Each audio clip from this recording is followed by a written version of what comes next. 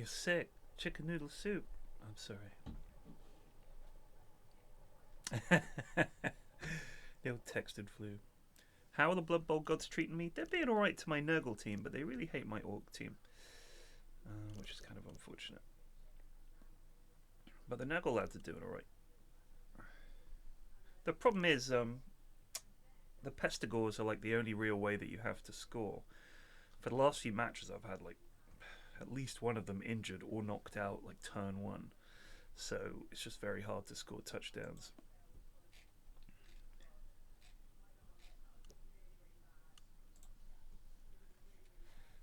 Chaos Renegades, okay.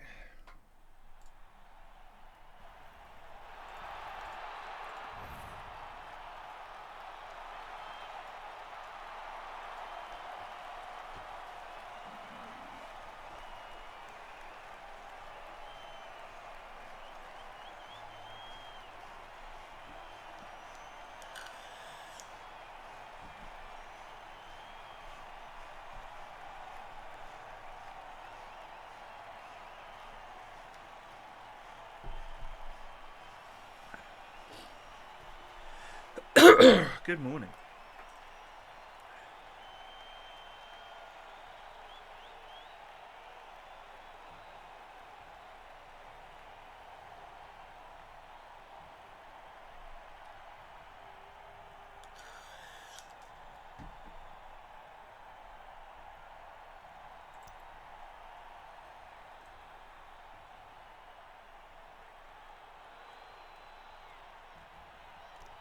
Did they get rid of the wizard? Nope, the wizard is still in the game.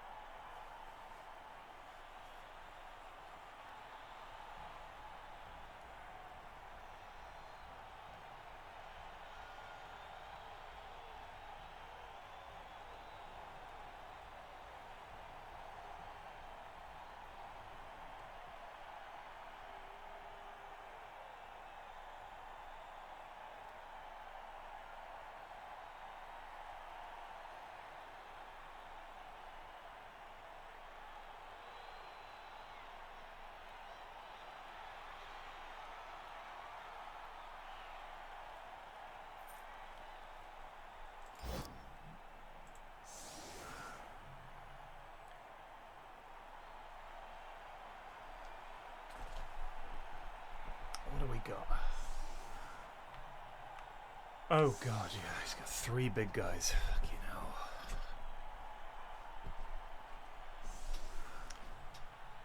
These teams are crazy.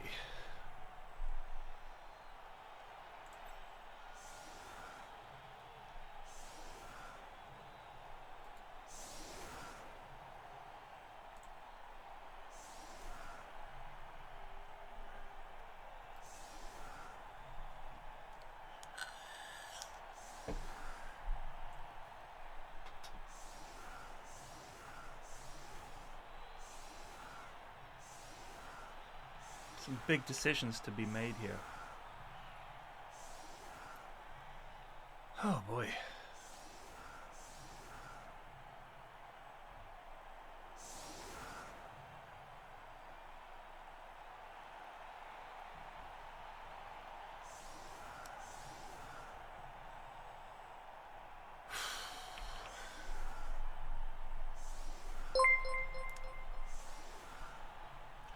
Yogscast rated with 174 viewers.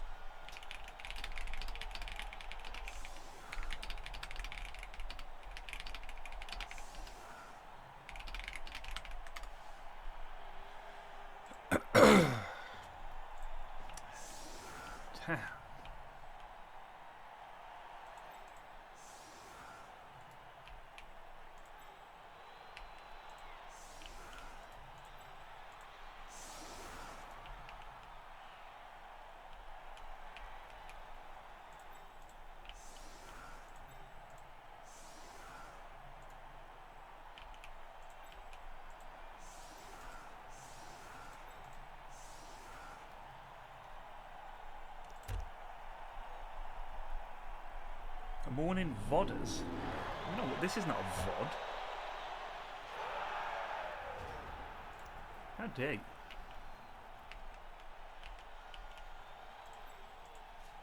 I'm actually here. This is live.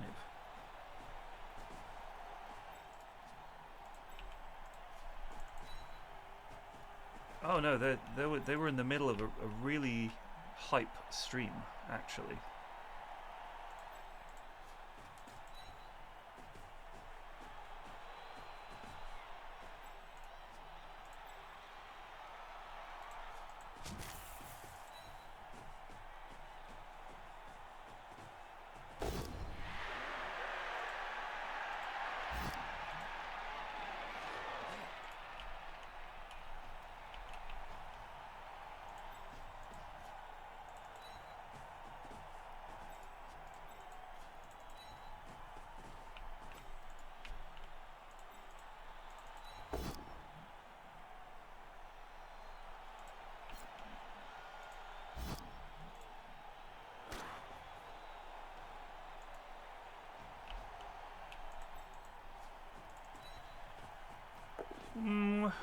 Not really. I wouldn't ever describe myself as winning when it comes to Blood Bowl. It's not really a thing you do in this game.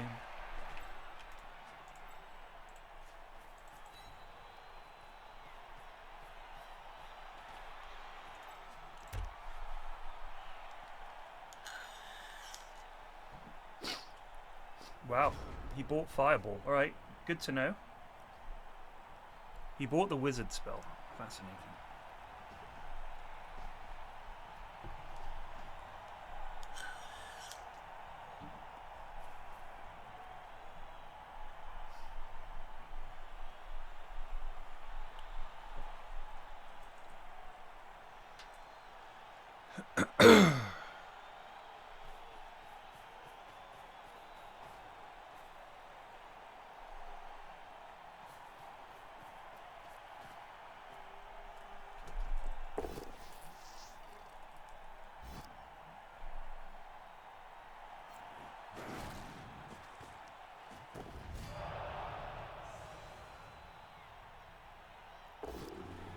Who was that? Was that my my rot spawn beast? That's great, isn't it?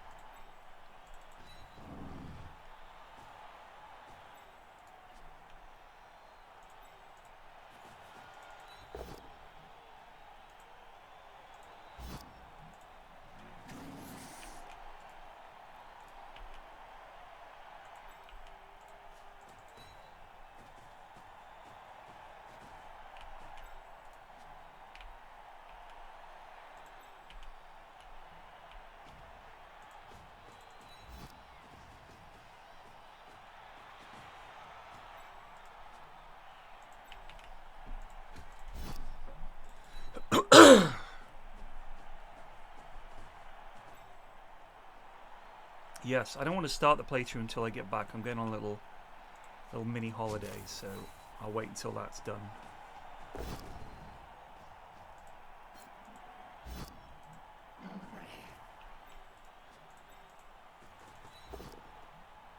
Wow, are some rolls, eh?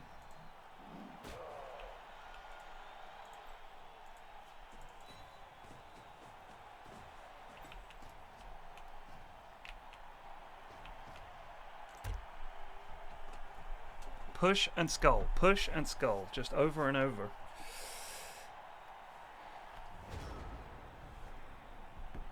Oh, Battle Brothers, good God. That's a game that's, the guy that made that, or the team that made that, are coming out with a new game.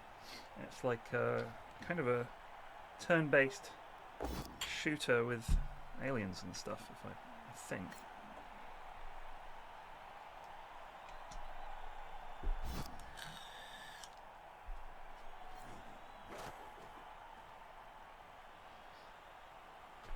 In space, indeed.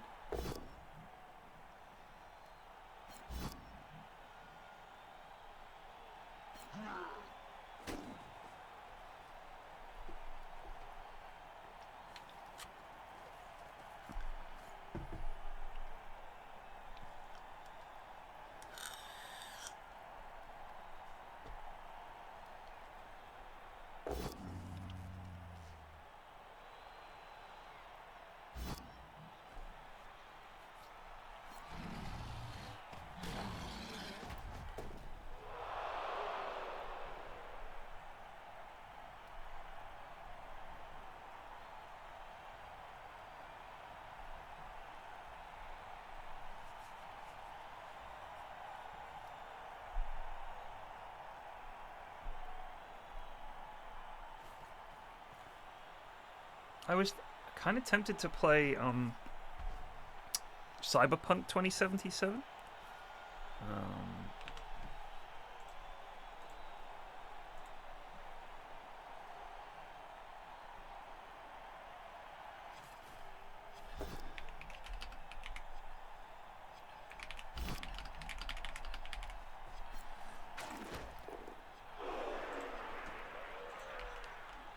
Huh.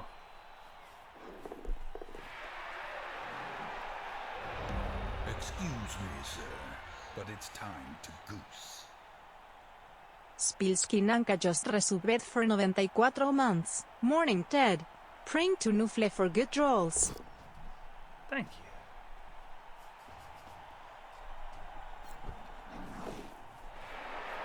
you. Why is he able to just dodge so much? Are these guys all actually 3 or something? Do humans have Agi 4?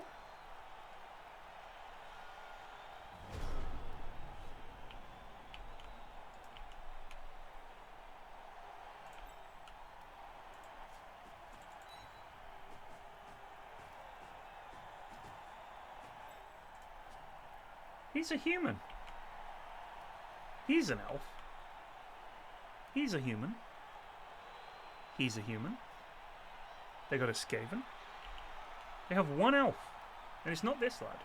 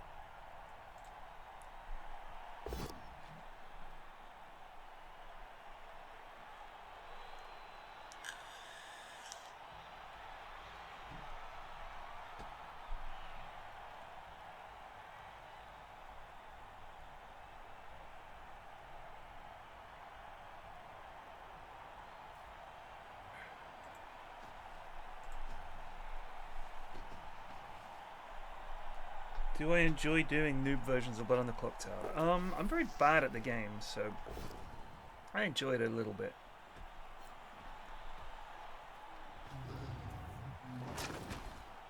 It's not like my favourite or anything. Thank you, Munt. You. Yeah, it's okay, but it's like I'm very, very bad at games in general. And Blood on the Clock Tower is like one of those social deduction games where, like, if I'm playing a single player game and I'm bad at it, it doesn't really bother me because it's just me, right?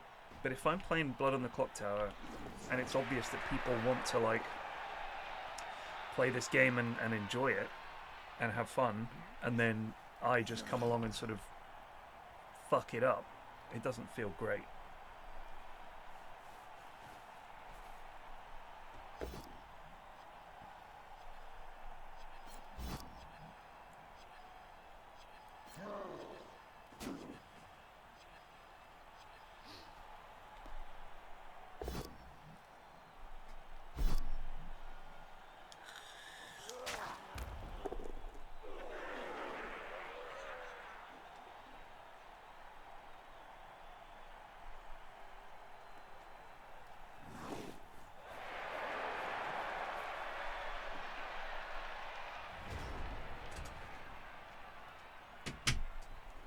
The noob stuff is you know, it's fine because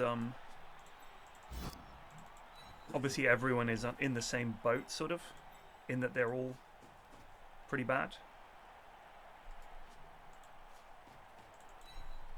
relative to the goodies.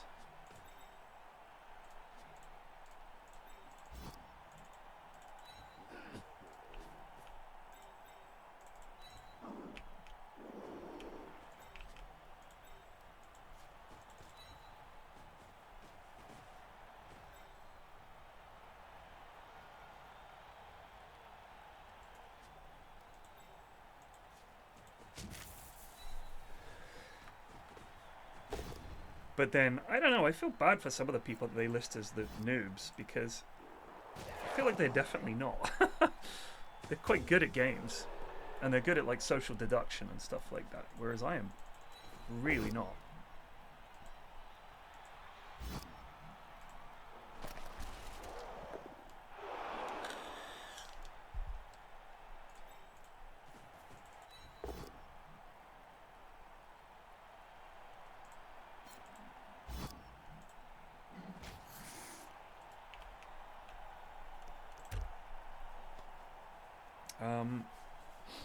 And, like, if I'm the demon, this isn't going to be a good game. Like, I'm going to fuck it up. It's going to be, like, over quickly, too easy for one side. And I just think, you know, I mean, they're fun to record. I love hanging out. Like, everyone in those vids, like, all of them are people that I would happily hang out with and record. There's no issue there. I love all of them. But I'm like, I don't know what I bring to the table here, because I feel like most Yogs fans don't really consider me a part of the Yogs cast for some reason. Even though I've been making content with them for like 12 years, I think some people still, when they list Yogs members, I'm very rarely on that list. Which is odd, but it's just the way it is. And I'd also say, in terms of like the hardcore Yogs fans, I'm the most unpopular person around. So a lot of people, when I'm in a vid, they're like, oh god, I'm not watching it because he's in it. So there's a reluctance on my part to be in that content in the first place, is how I would put it. Which I mean, you know, each to their own, fair enough.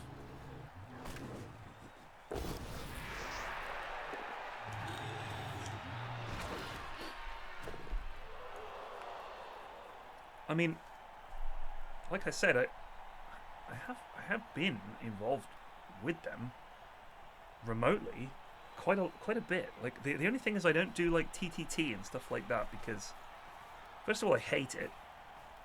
But second of all, I get motion sick when I record stuff in any of that Gary's mod stuff. It literally gives me motion sickness. Like, I don't know why, but it does.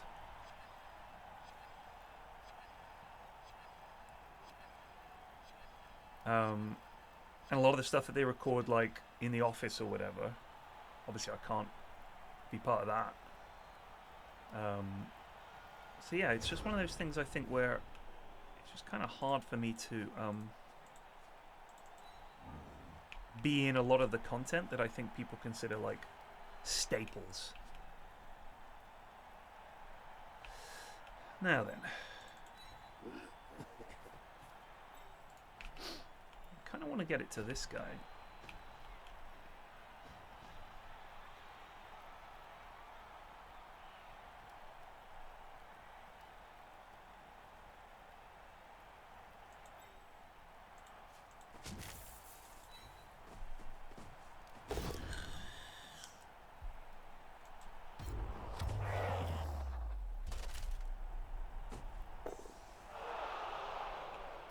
I mean, like, I think the 3 rooms and a boom, when I did that, I think that was quite fun. Obviously, Triforce is, like, I love doing Triforce.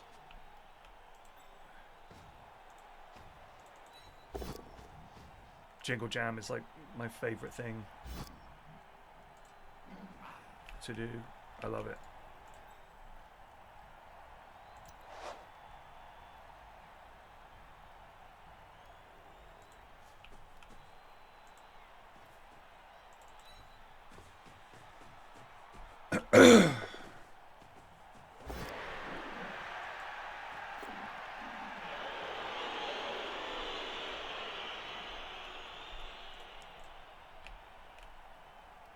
Wow, cool. I didn't think it was possible to throw a ball that poorly.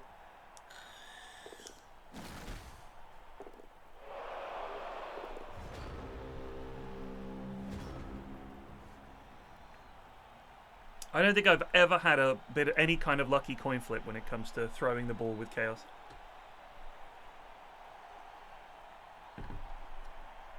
I mean, if I think about the stuff I've done, I mean, all the games night stuff that I've done, all of the mystery quest stuff that I've done, and while I know that those are not, you know, official Yogscast channels, I'd say they're under that banner. I've done loads of IRL stuff with them. I've done Jingle Jam for, like, what, 10 years now or something stupid like that. Like, I've done fucking loads.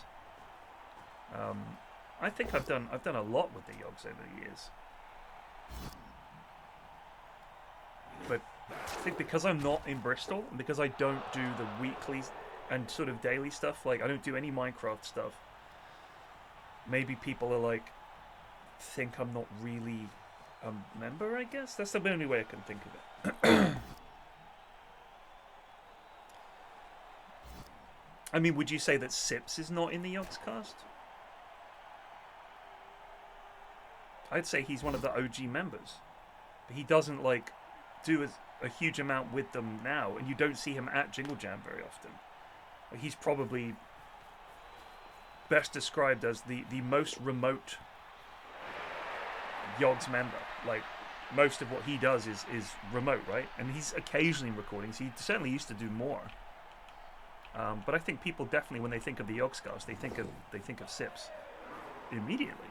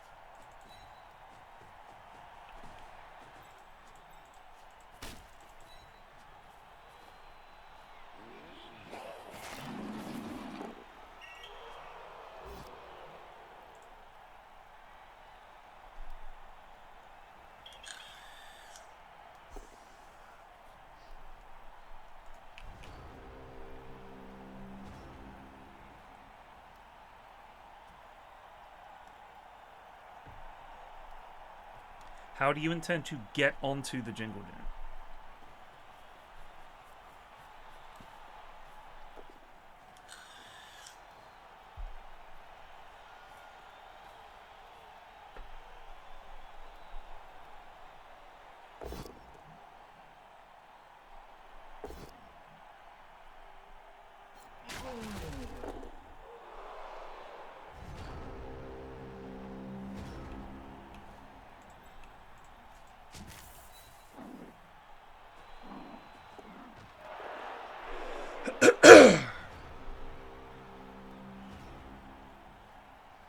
The rust was not me, or Spiff, or Wilsonator.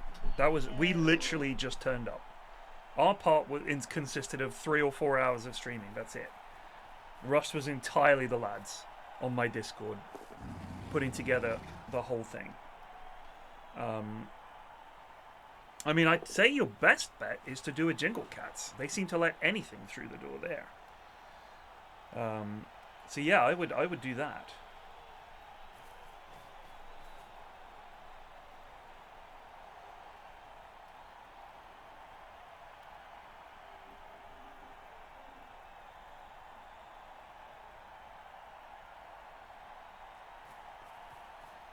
I mean, God knows, some of this stuff that gets put into Jingle Cats is like staggering.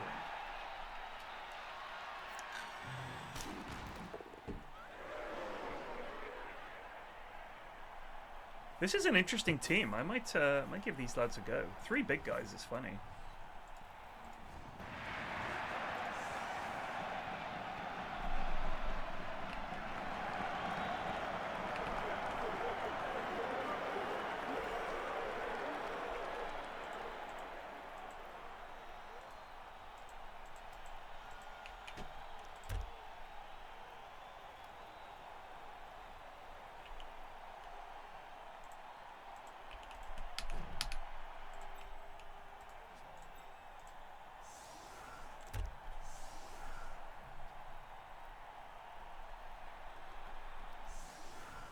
Did they put a Blood on the Clock Tower out the other day or something?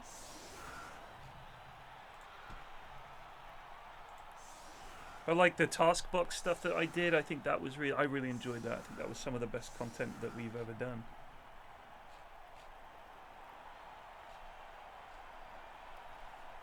You know what? Even though I'm a member of the channel, YouTube still doesn't recommend me Yog's videos when they come out.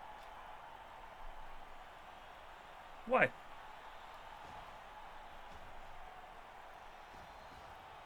Is this the worst assassin? Is that me? I think that's me. Hello everyone and welcome back to another game of Blood on the Clock Tower in Minecraft.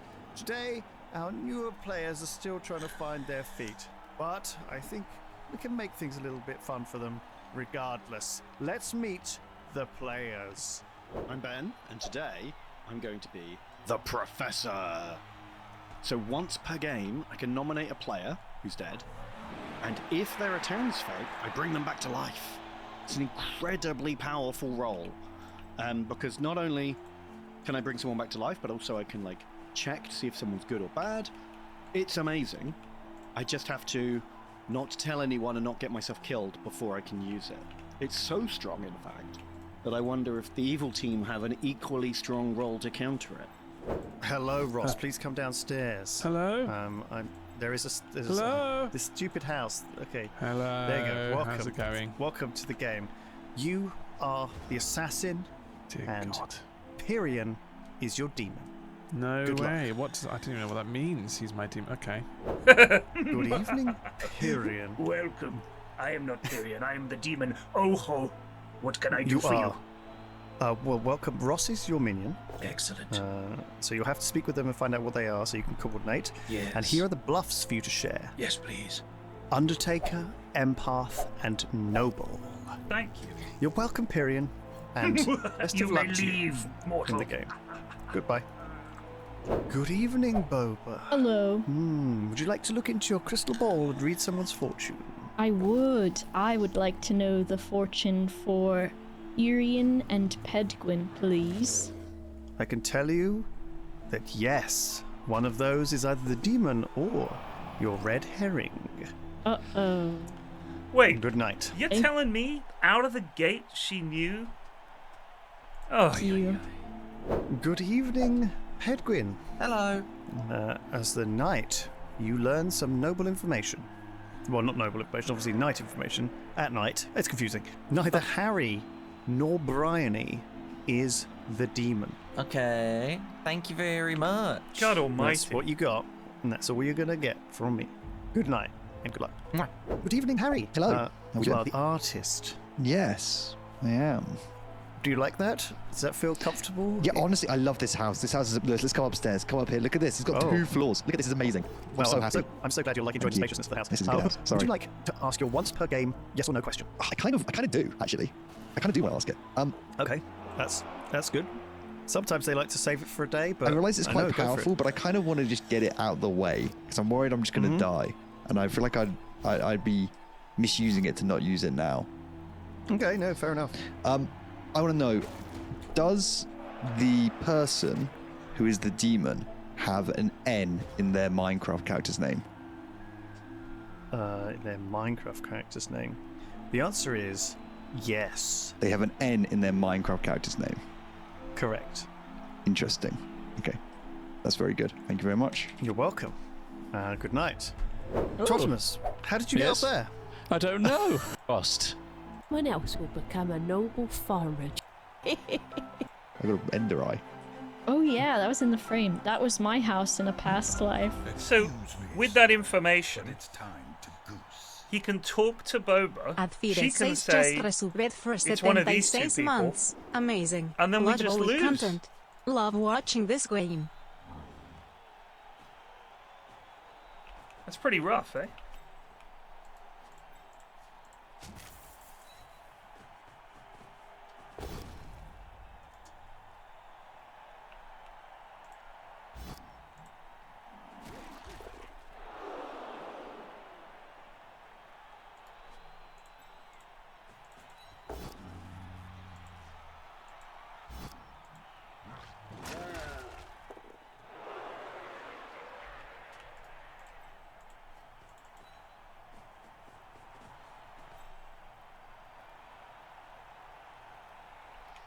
Hello, Ben.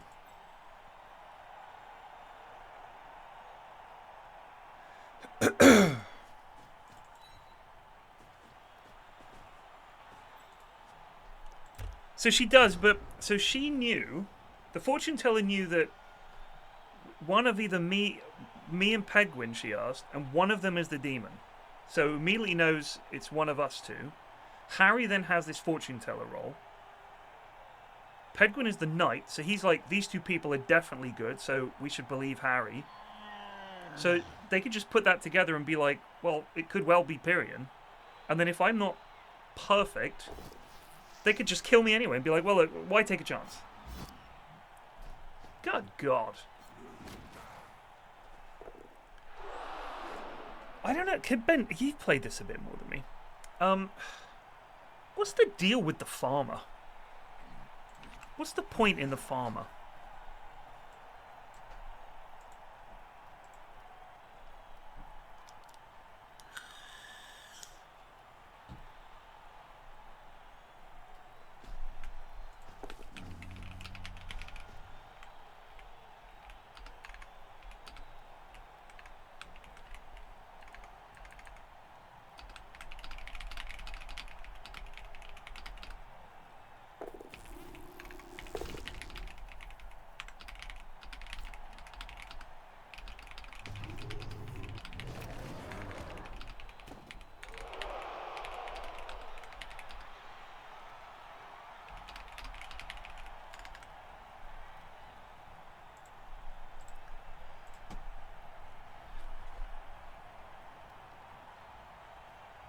When they die, another good player becomes the farmer and the dead farmer knows who it is. Huh.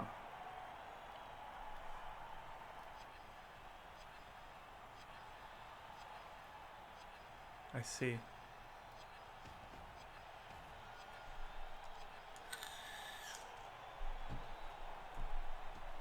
I've got to say, we've been terribly unlucky with armor breaks. We did get one of his little weasels injured.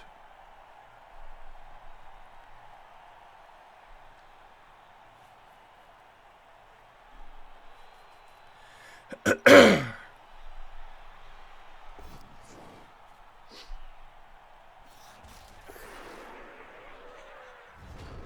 that was a boo-boo. I think that was a boo-boo.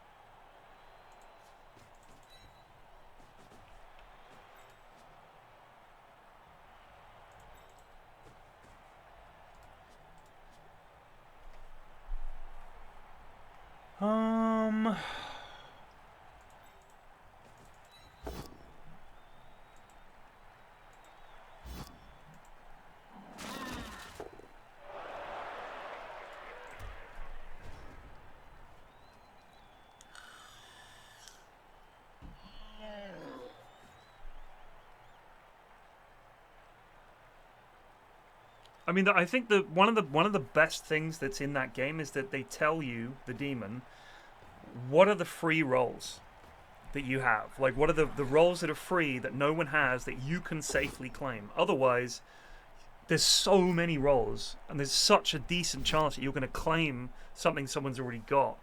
I mean, it's such a YOLO play to claim a role.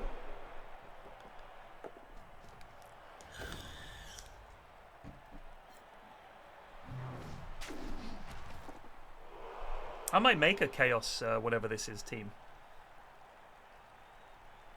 Chaos Dickheads.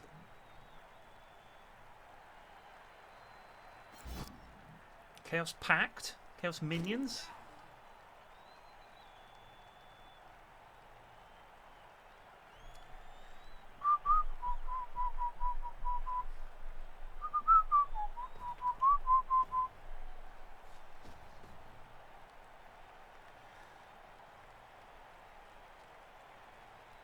Yeah, but those guys are sweats, Fenguin. Like, just imagine this. You're in a call with Rythian, Xylus, Nilesy, and a bunch of other sweats.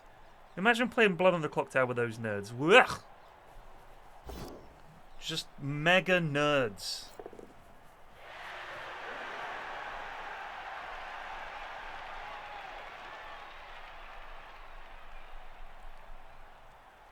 Like, I've played games with those guys. It's the worst.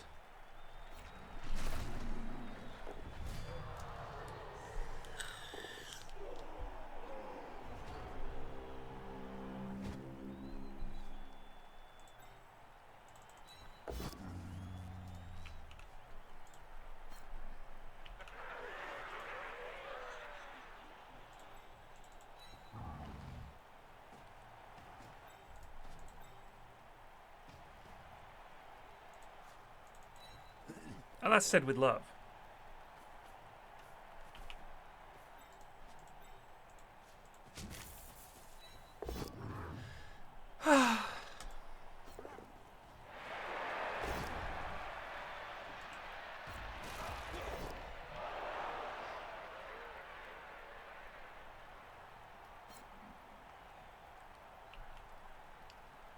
Excuse me?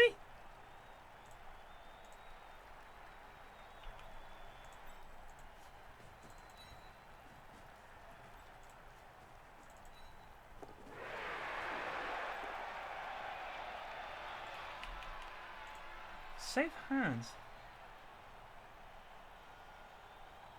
They can place it. Oh, cool. I like that. I hadn't seen that before.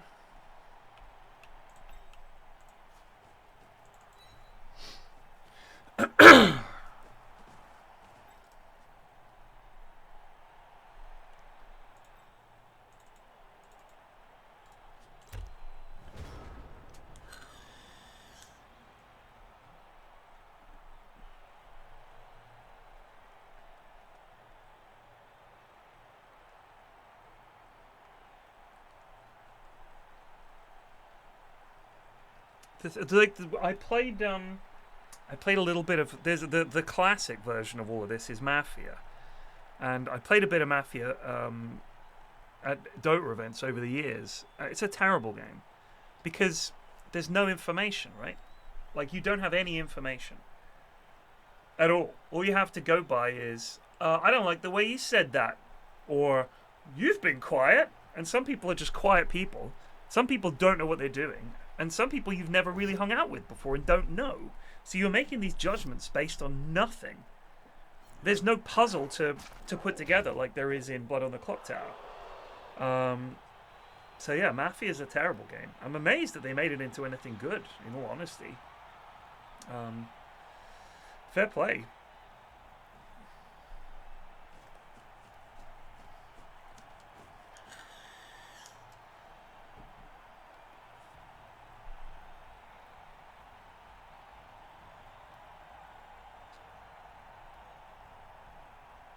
It's bad.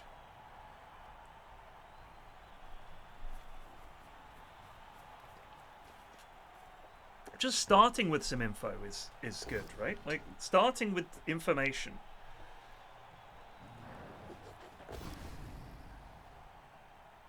And it's very cleverly designed so that none of it is like, that guy's the demon. Unless you get super unlucky, like in that game that I did that came out yesterday, where it's like, oh, we just know everything. It kind of sucks.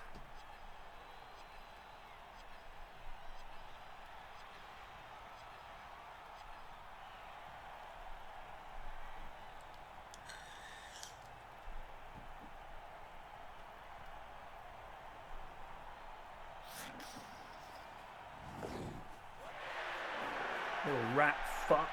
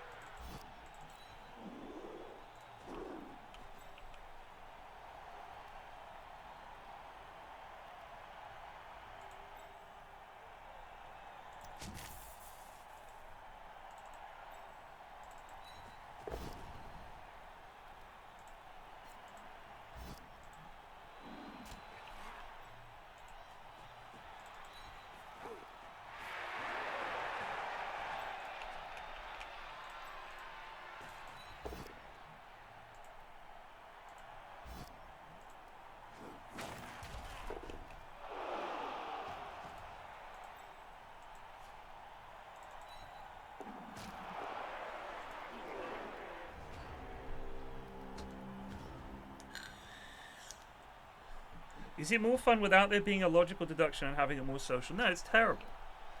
It's terrible. It goes on forever. Like, really bad.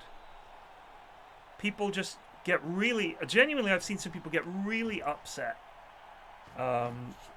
playing Mafia. Like, imagine that in a game where you can just go by deduction, it's more like a puzzle.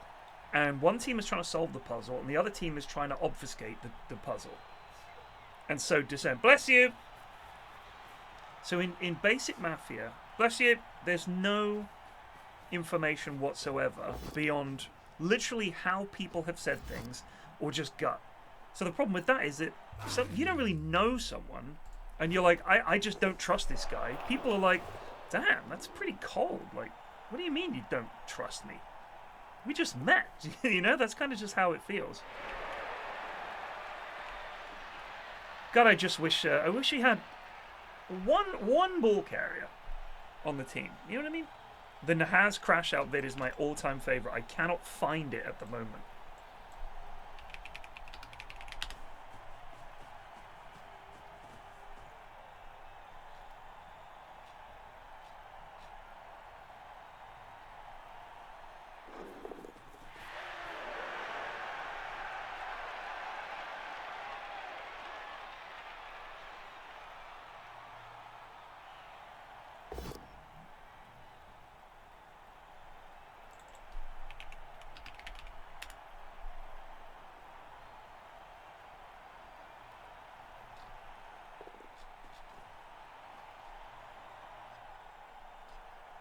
Trying to find which one it is.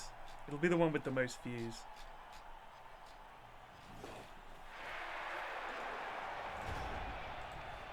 Oh, it's even labeled. Look at that. Well, it is nighttime.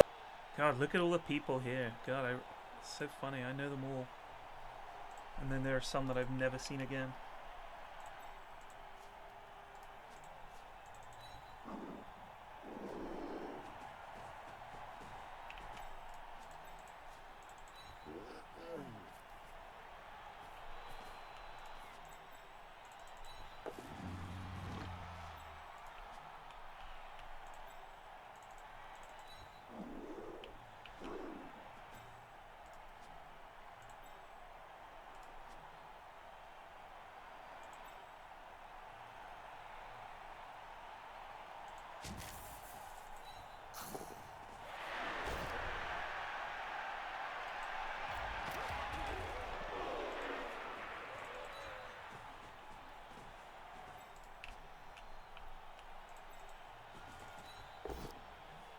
Haven't seen the video you're talking about. Is it just someone losing their shit during a Mafia game? It's even better than it sounds. I think maybe you had to know Nahaz to find it really funny. I'll try and find the moment.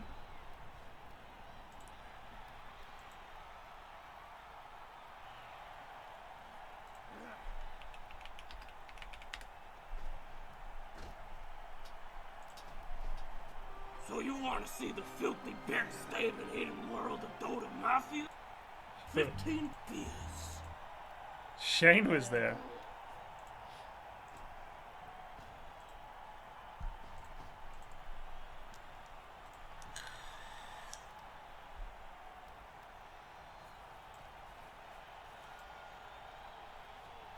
So I guess it must have been the town too. Sorry, I'm gonna find this. I've got to find this.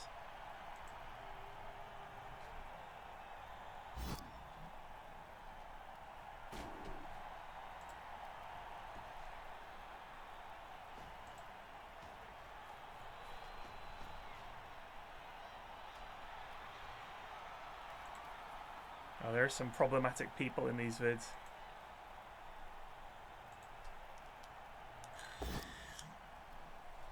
So I can't find it. But essentially it's a terrible game. So he pounds his chest. Like, tell me what is so suspicious about me, tell me! And I still laugh about that to this day, because it's just the greatest thing I've ever seen.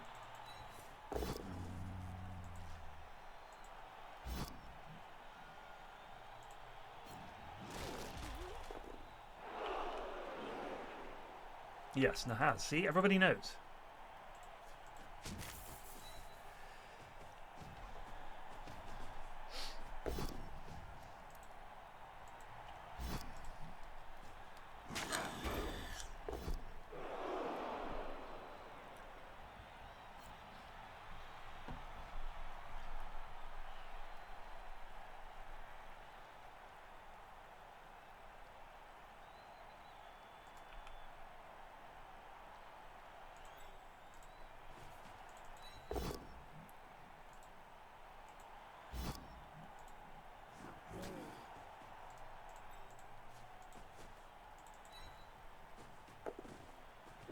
You useless fucker.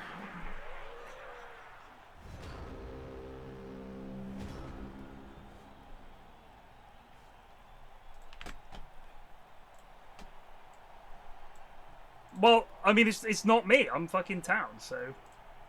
What role? Godfather.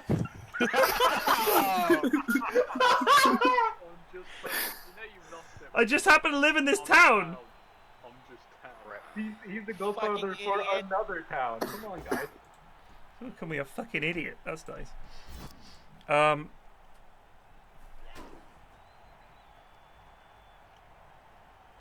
Oh God, no! Don't read that. It's bad. It's a bad book. I'm working on a better one though. Hopefully, it'll be better anyway.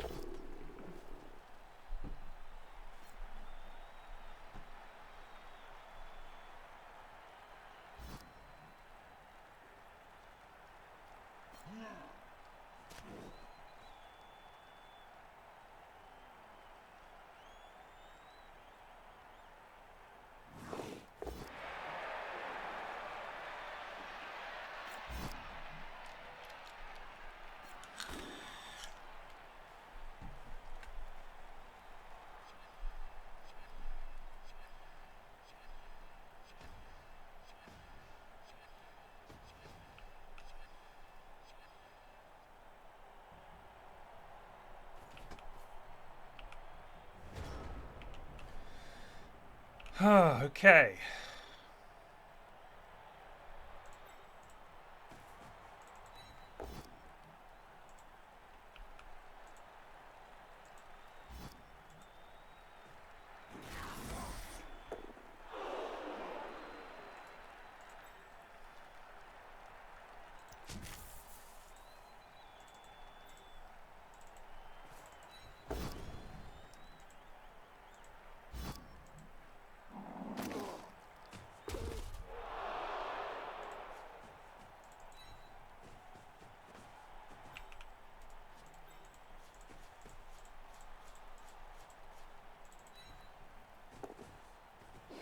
donut. Just can't pick up the ball. Just can't pick up the ball. It's just a thing we can't do.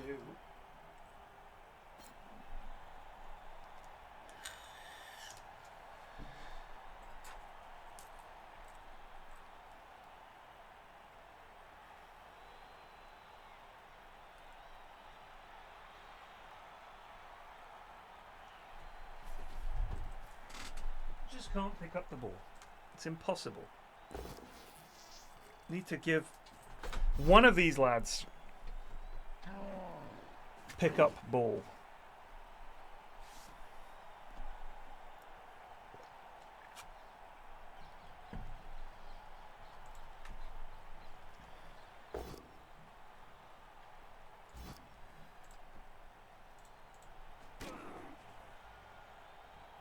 I mean, I'm not being funny, but he wouldn't have scored if he didn't have a blooming fireball.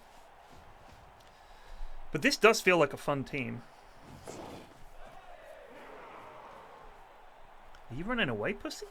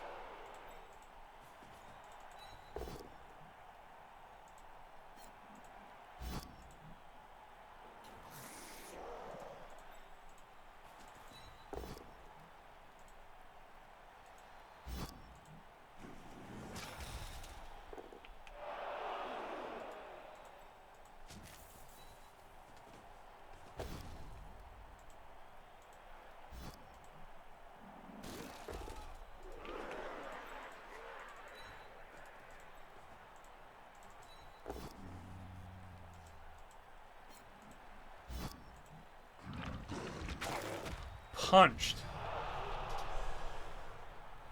Is anyone ever more than one bad game away from uninstalling Blood Bowl? I don't think so.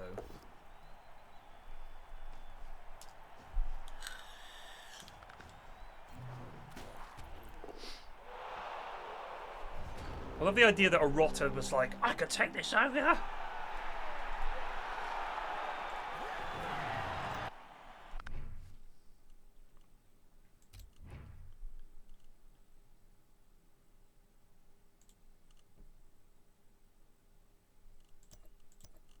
So, let me see.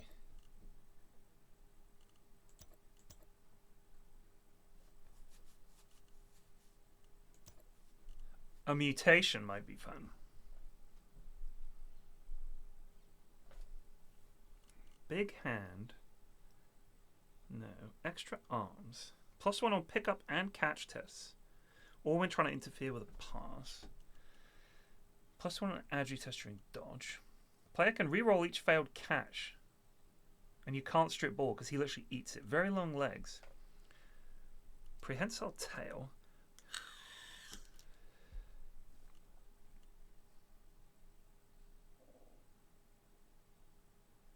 Maybe we take big hand. Or maybe we take extra arms.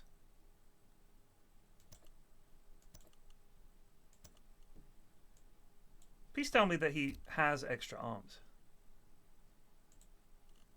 They're not even going to show it? The mutations don't even show up? They used to. Really? God damn. Do they really not show up anymore? That's so bad. Really?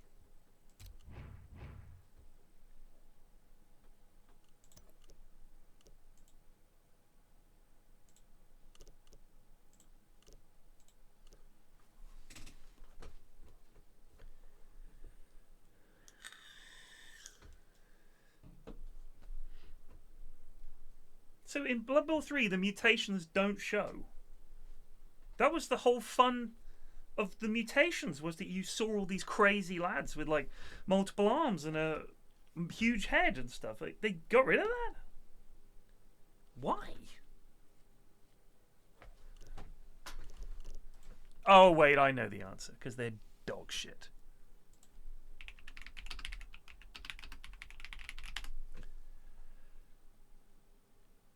They have no plans to implement visual representations.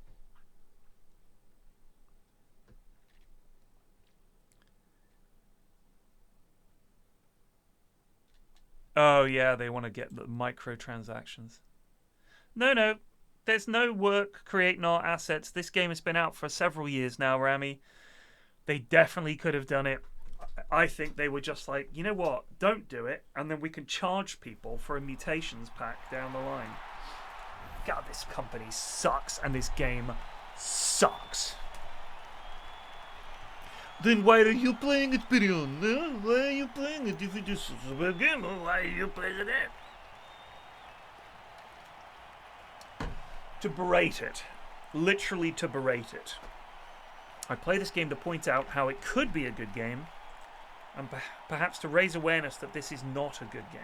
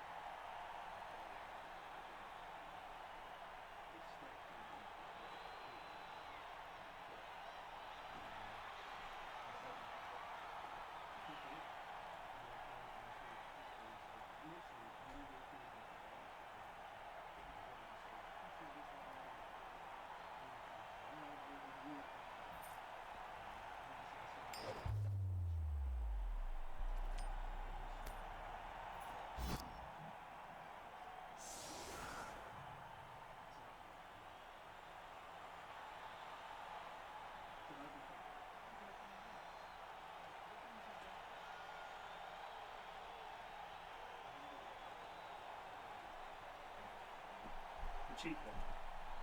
Wait, have you opened this? Right. Someone has.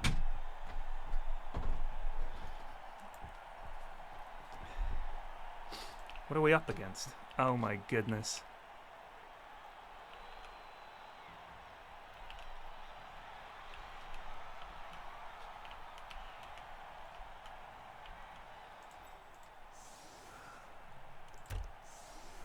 No! No! Oh, I fucked up.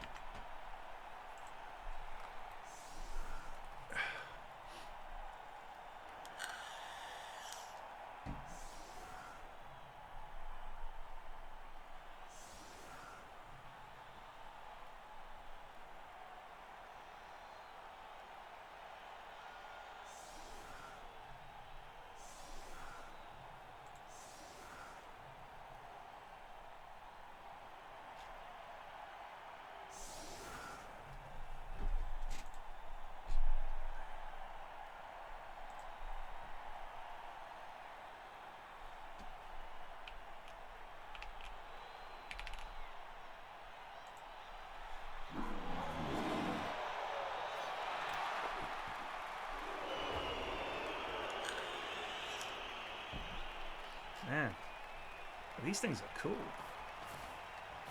Do they not have... They have a werewolf, okay.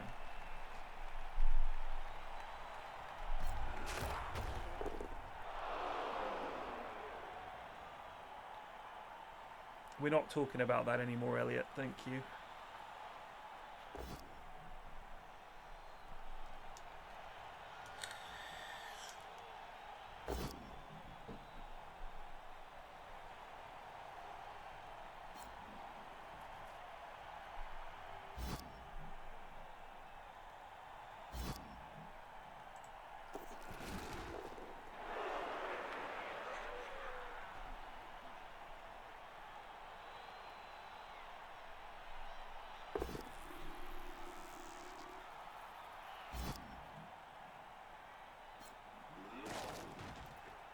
I love the way the tackle animation for these guys is good.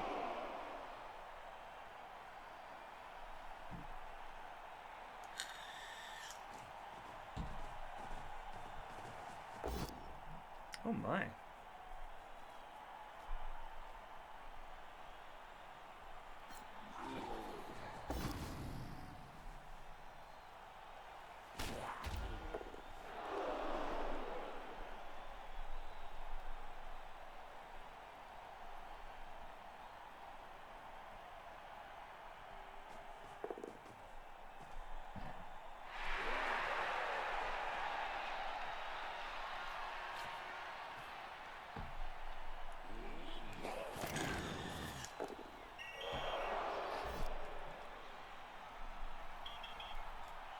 Awesome.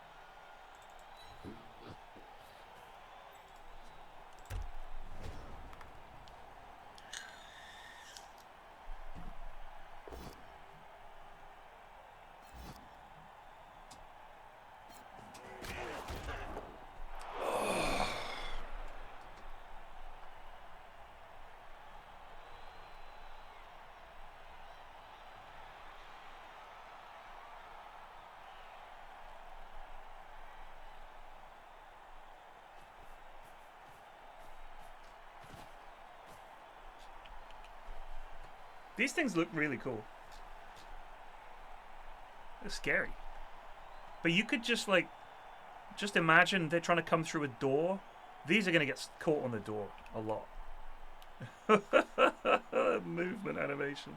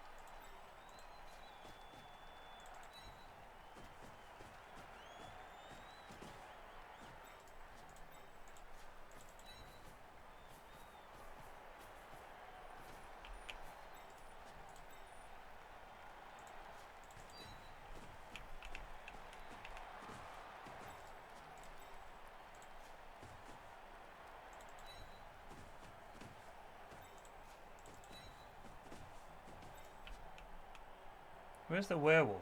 Oh, he's there.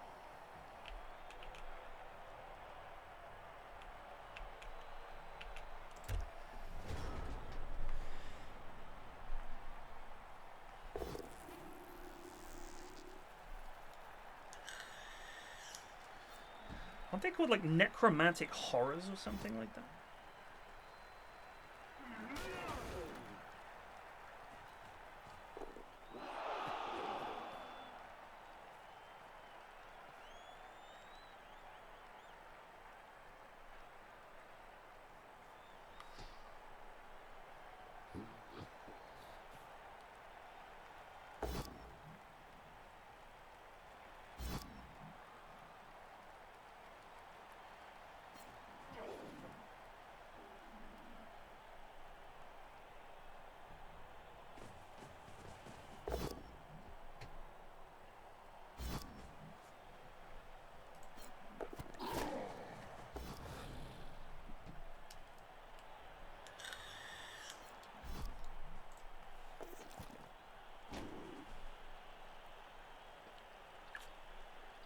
Cool.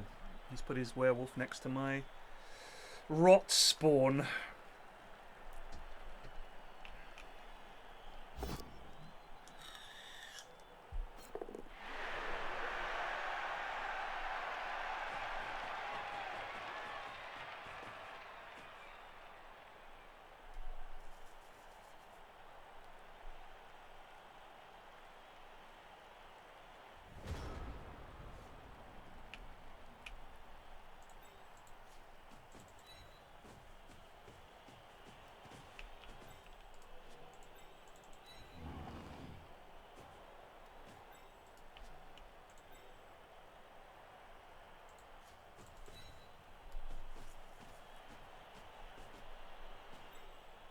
Wait, what is this? I'll come.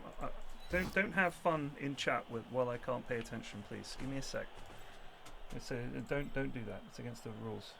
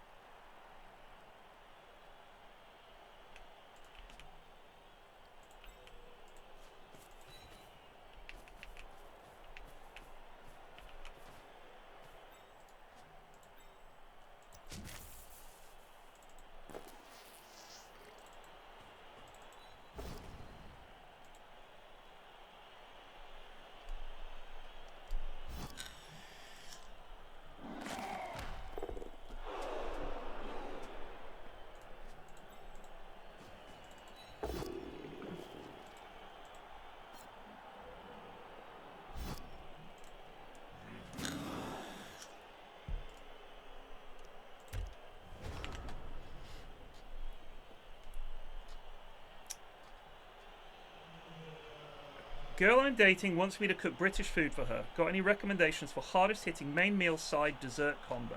Sticky toffee pudding for dessert. Easy. That's your obvious dessert right there. Oh dear. Intriguing. Oh, ooh.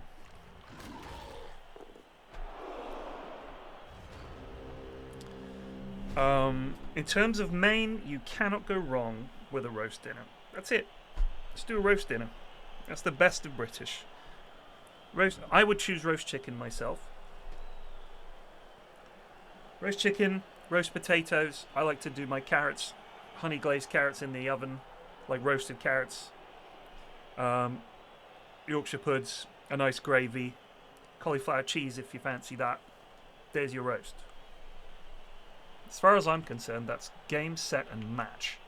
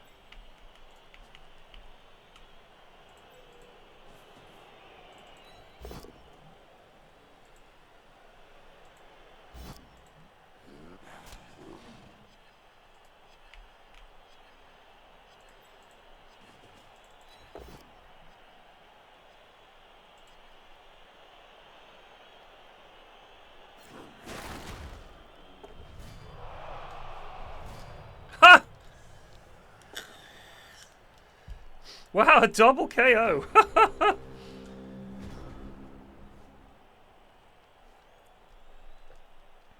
Failing that, if you don't want to do a full roast dinner, I think a shepherd's pie is a decent shout, but the mash can be a little bit plain. Fish and chips, most people think of that as being, you know, a British classic, is fish and chips.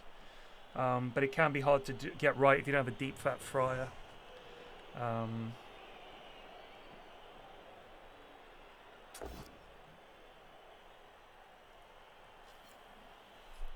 If you want to do something easy, a Welsh rarebit, which is of course cheese on toast. You got a whole bunch of options.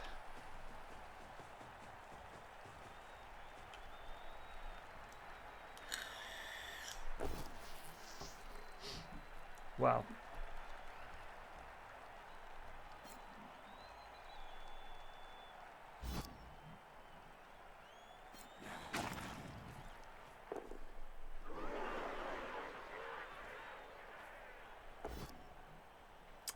Some pretty impressive dice rolling here. Toad in the Hole has a lot of the same things as a roast without taking as long. What are you putting in your Toad in the Hole, mate? I don't see sausages in a roast. The only thing that's similar is the fact that it's got something that is akin to a Yorkshire pud.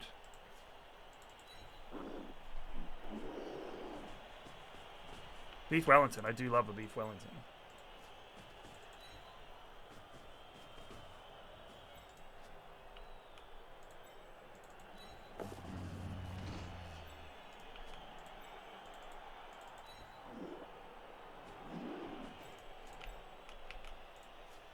Toad in the Hole is so fucking lazy as well. But Wellington, here's the thing. This is for a girl. Right? So, the whole point is, this wants to be impressive. You want to make her...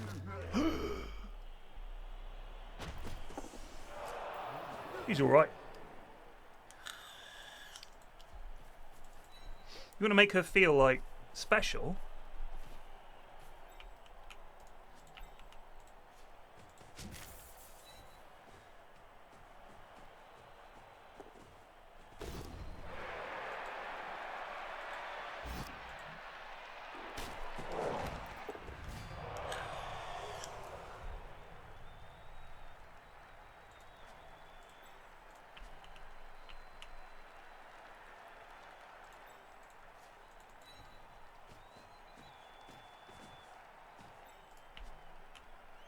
Can't believe he didn't actually die.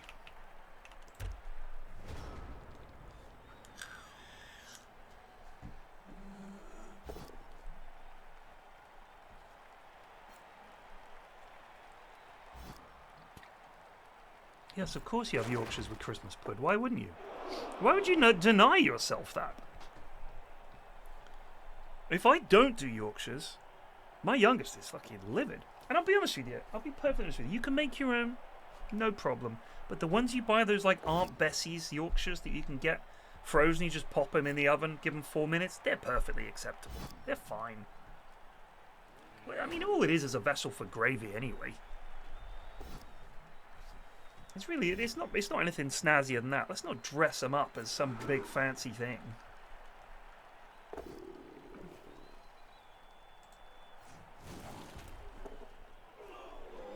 He's not happy. I can tell.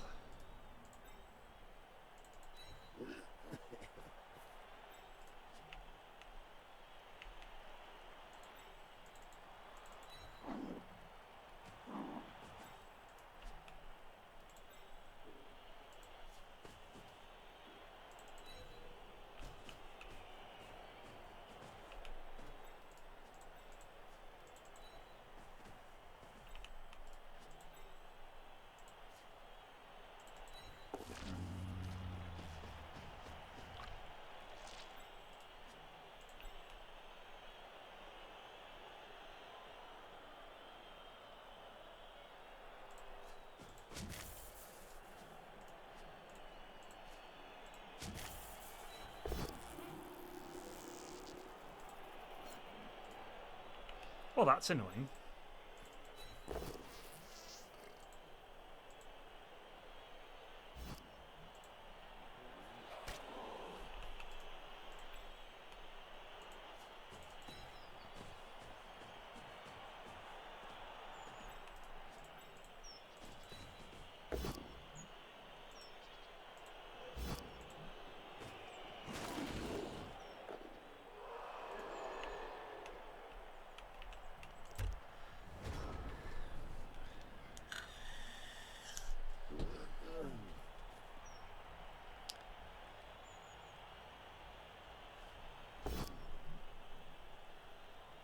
I do like sprouts.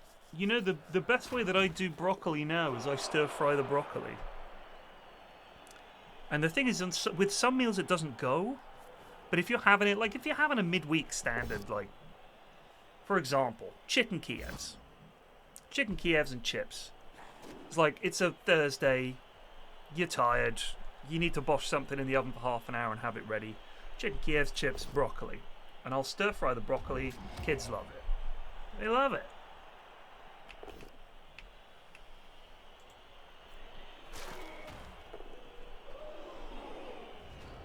He's not happy.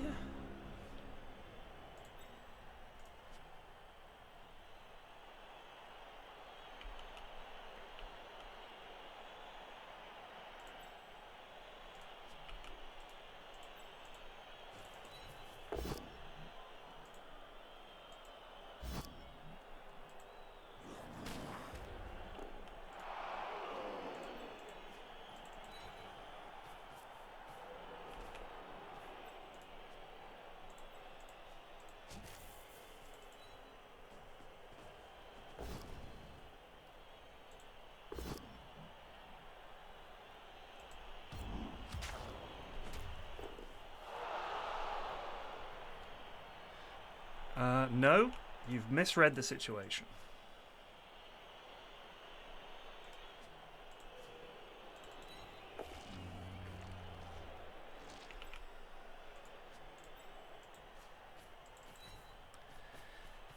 You have misread the situation. The little chains around the dice mean it's my choice, not his, because he did a block that was a minus dice block, which means that he's got less strength than I have for the purposes of the block. Okay?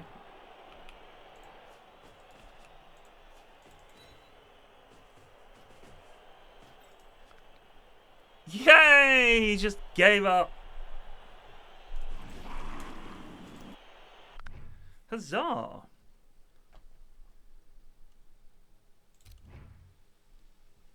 Alright, we gotta level up on our bloater.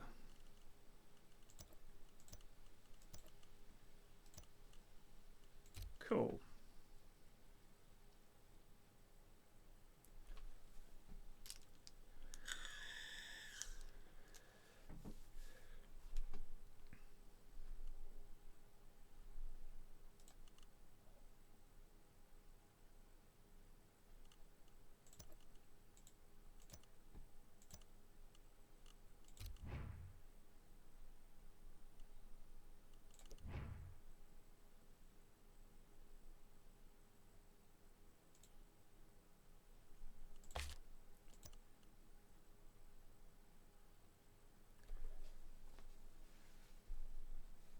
Must be redrafted? What?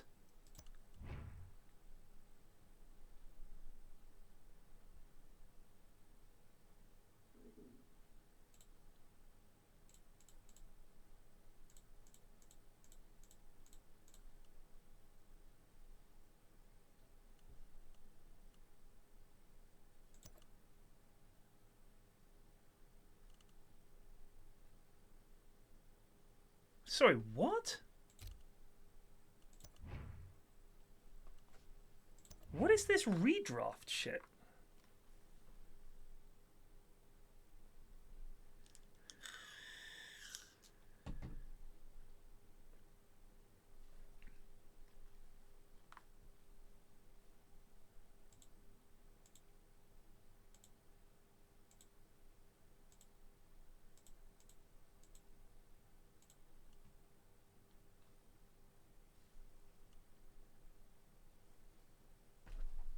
So what? No, wait, so yeah, I get it. They've made you redraft teams. What does that mean? Does that mean I have to boot out a bunch of my players? Why?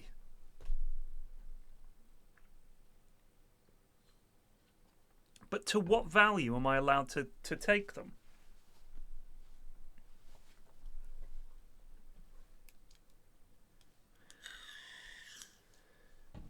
Minus 20k to keep them too. What does that mean? I don't know what any of this means.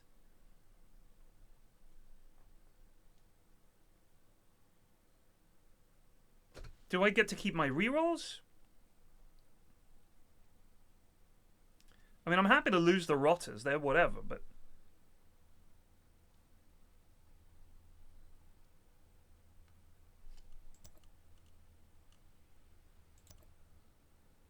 So I'm going to lose one of my rerolls.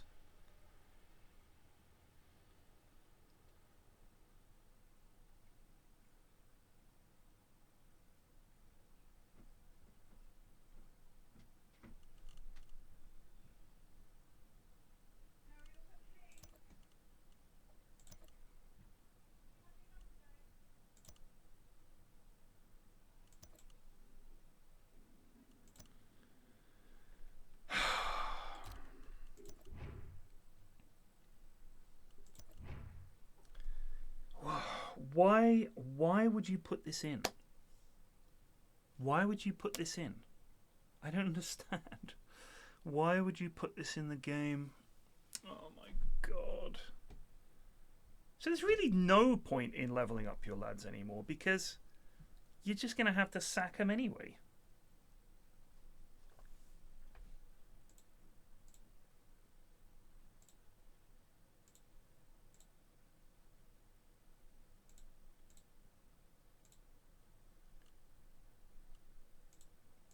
Can we just do this? But I'm down 5k.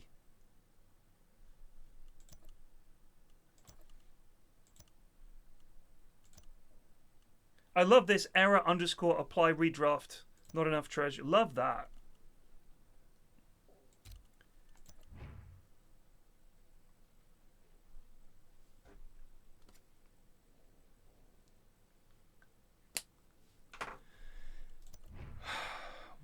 Why would you add this to the game?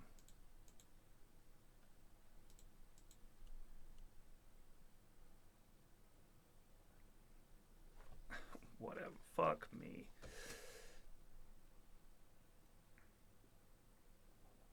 So if I like keep these 8 and then I have to buy a Pestigore and 2 Rotters, I think I've got enough money for that.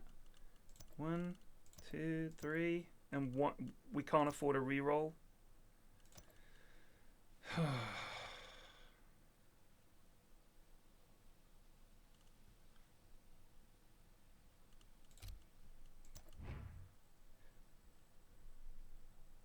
This is just hot garbage, isn't it? Why would you add this? What was their logic for it? I'm definitely... I guess I just leave Yoso out? Because he's got no skill points anyway? So we get a Bloater, a Pestigore, and 2 linemen. Let's see if we can do that. We have to buy a Pestigore... A Bloater, a Pestigore, 2 linemen. 1 Bloater, 1 Pestigore, 2 linemen. We still can't. We can afford 1 reroll.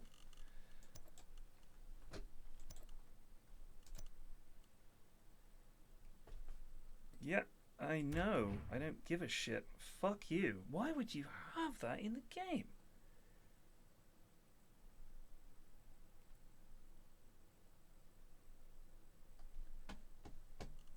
Why would you have that in the game? I don't get it. Is it that some teams' TV got too high?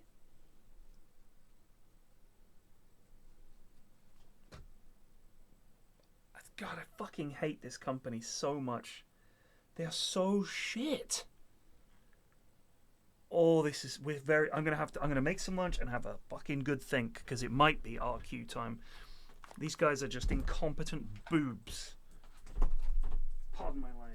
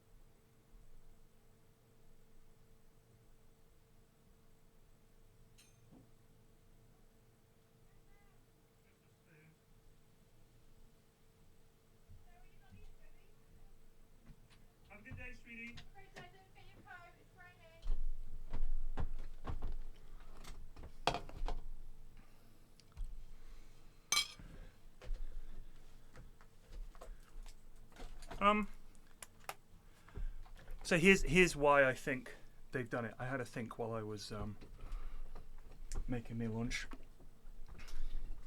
This game is practically a dead game.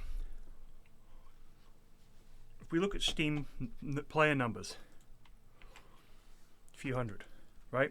Like, this is bad. Few hundred. And there's not really competition for this game. There's not like another game like this that you can play if you want a nice sort of strategy sports sim against another player. Fantasy Universe, Warhammer name, all the rest of it. Games Workshop name, sorry.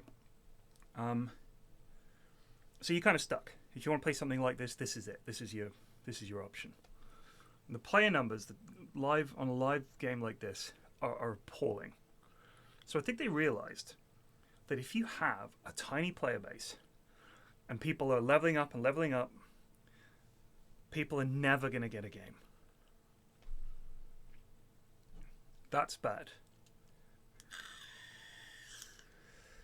But you can also queue multiple teams. I mean, I'm assuming that the highest TV you can have is like 1250, 1300, something like that. And then it's like, oh, you got to redraft. Which makes leveling up your players utterly pointless. Because any competent coach is going to spot your one good player that you've kept for the redraft and stamp on him as hard as they can. So why bother? This is just another example of them being like, this is how you're meant to play it. You're playing it wrong. Stop having fun. Play it the way we tell you to play it. It's just awful, man. I genuinely think Blood Bowl 2 was actually a hell of a lot better than this. How did they make it so bad?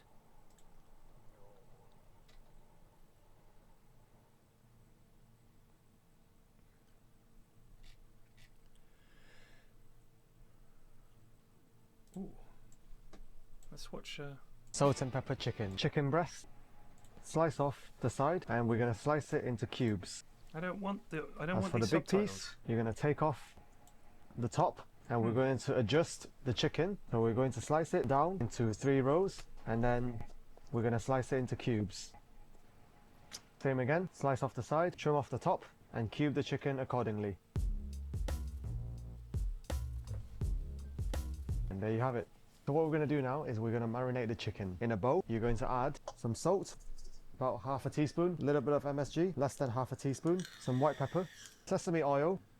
You can even add a bit of chili powder if you like. 1 egg. Adding the egg provides moisture for the chicken and makes it more juicy inside. Give it a quick mix. Make sure the chicken is thoroughly coated with all the marinade seasonings. I hope that's not the same rubber glove he uses on the box. Side. As the chicken is marinating, we're going to prepare some vegetables. You can use different vegetables for salt and pepper, but I would recommend the following. Onion. You'll only need about half. Peel the onion, peel off all the excess skin. Into the bowl. Spring onion, just 1 is enough. Half it and cut it into about 2 centimeter long. Carrot, about that is enough. That's cut a it into nice strips. slicing. That's a nice slicing. Green pepper. Hate a green pepper. The worst of the peppers. You'll only need about this much. Again, slice it into strips. Get rid of them seeds! And finally, some chili. Probably that is enough. We also need 2 more ingredients for this salt and pepper mix. This is dehydrated garlic. I'm going to use half a teaspoon for this dish. You can also use normal garlic. About 1 clove is enough. And some chili and garlic sauce. This is for extra flavor, and I'm going to use about half a teaspoon again. So when you've put all the ingredients together, your bowl should look a little something like this. Now we are also going to make a salt and pepper seasoning mix, and I'm going to show you how. In a bowl, add some salt, 1 teaspoon of salt, 1 teaspoon of MSG, 2 sugars, some Chinese 5-spice powder, half a teaspoon, and some white pepper. This is going to be your salt and pepper seasoning mix. You can make a large amount of these, and you can store it in a jar and use it in the future. Give it a mix. Now I'm going to teach you how to batter the chicken. Before we do that, we're going to heat up some oil in the wok. As the oil is heating up, we're going to batter the chicken. So, get your chicken back. You're going to need some potato starch. Let's start with half a bowl. And you're going to need a sieve. You're going to coat the chicken in the potato starch. And then when you feel like it's still very moist, you're going to add a bit more. So we're probably going to need a bowl of potato starch flour. So make sure it's evenly coated. As you can see here, the chicken has been coated in the starch. And you're going to need an extra bowl. You're going to put the chicken in the sieve. You're going to shake it. Again, give it a shake. Shake off the excess flour and into the bowl. And there you are, guys. That's how you coat your chicken in batter. Now when you fry this, it'll be nice and crispy. You can also use cornstarch, but it's best to use potato starch. Now we're going to fry the chicken. So the oil is heating up now. Back on high heat. How do you know when your oil is ready? Get some water, flick it. Now you know it's ready. Chicken into the wok. Oh yeah. Turn it on high heat, let it set for a few seconds before touching it. And now you can flip it slowly. Push the wok. To make sure it doesn't stick, turn off the heat, give it a few seconds, let the oil set. As you can see, the chicken is forming its shape and it's solidifying with the flour. Back on high heat. We're gonna let it fry for 2 to 3 minutes. Wow. Turn it on medium heat, give your chicken a quick check. You don't want to burn the chicken. Break up the pieces if they're stuck together. As you can see, chicken's becoming really crispy now. There's some fried chicken. As we approach the final minutes, the chicken is becoming golden brown. We're going to turn it back on high heat. Oh yeah. This is what you should be going after. Crispy on the outside and it's cooked on the inside. Give your wok a quick wash.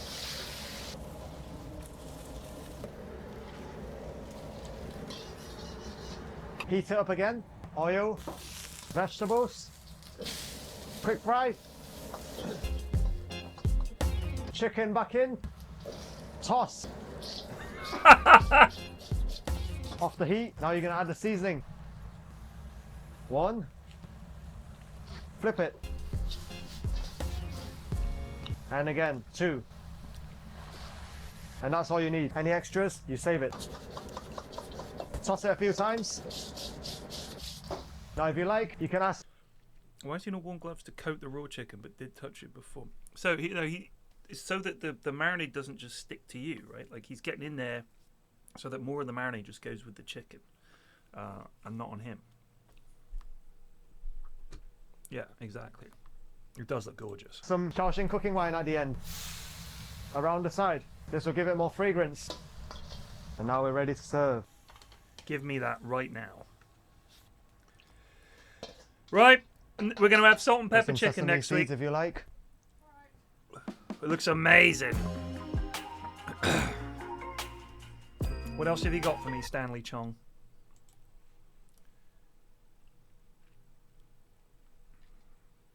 Singapore noodles. Hell yeah. Even though that's a made-up dish. Show me how to do it.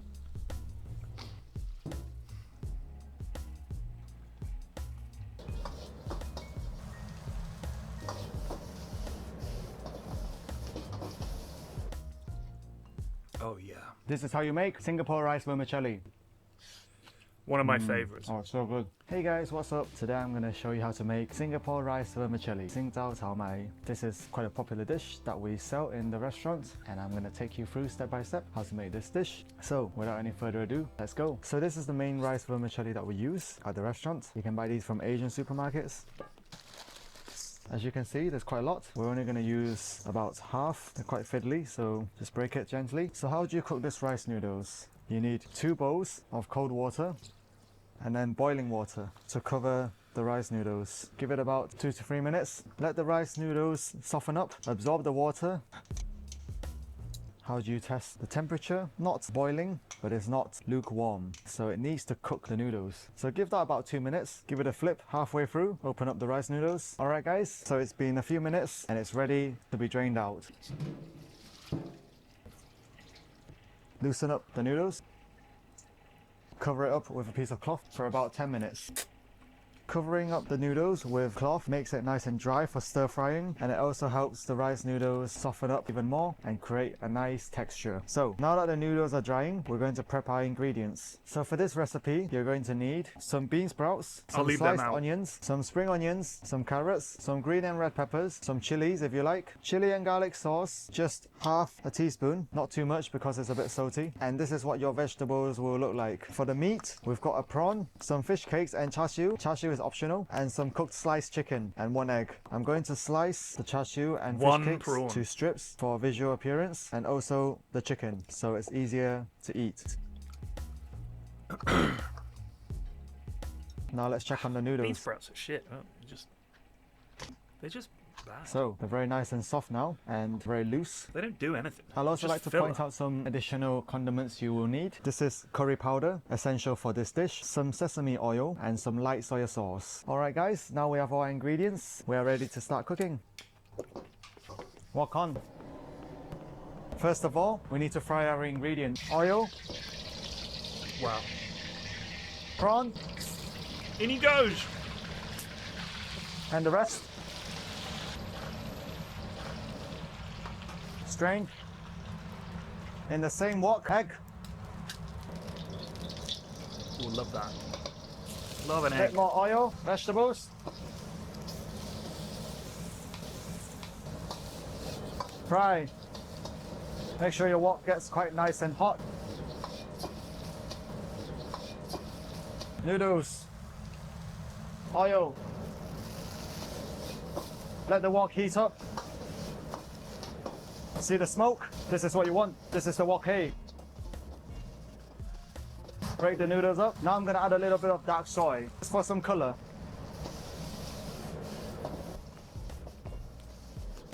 Bit of water. Adding water whilst frying on high heat helps soften the noodles, making it absorb more flavors and therefore nicer and more pleasant to eat. Now, I've got curry powder, sesame oil, and a bit more color. Love sesame oil. So now you've added all the condiments, it's time to mix the noodles thoroughly, keeping on high heat and tossing quickly, making sure it doesn't stick to the wok, or else you get that bitter taste from the noodles. I wonder if Stanley Chong's a Dota man. Meat. Bit of water, high heat. Soy sauce. And we're ready to serve.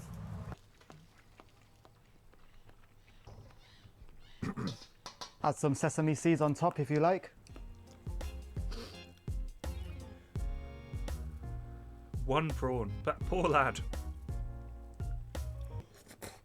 The flavors are so nice. You don't need any salt because the chili and garlic sauce provides a salty flavor. MSG is optional. We use MSG at the restaurants, but if you're just cooking it for home, you don't need to put any. Yeah, and the light soy sauce brings out the flavor at the end really well.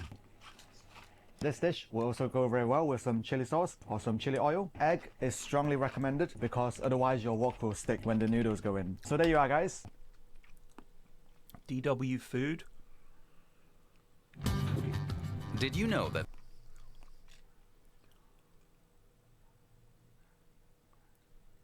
Yeah, you definitely need it.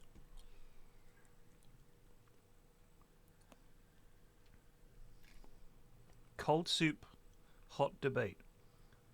How to enjoy German beer gardens. Get hammered. What?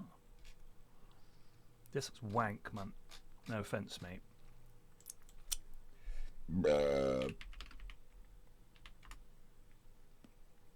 This is what I'm talking about. Oh, here's one. Oh, God. This, I watched this the other day. This is absolutely mad.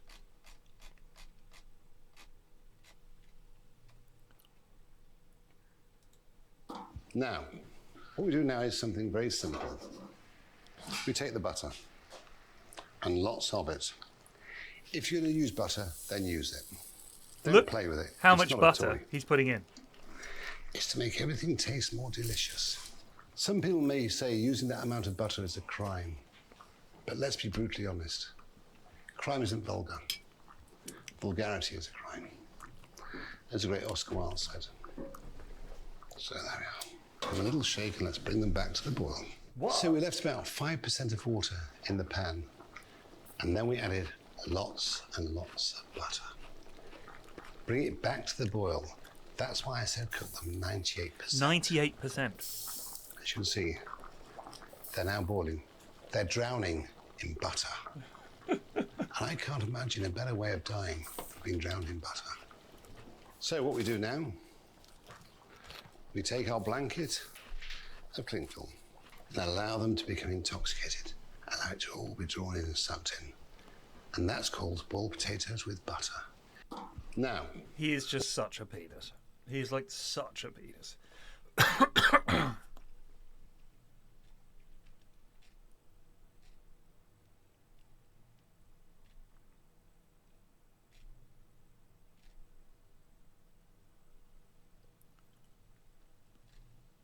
Lamb done properly.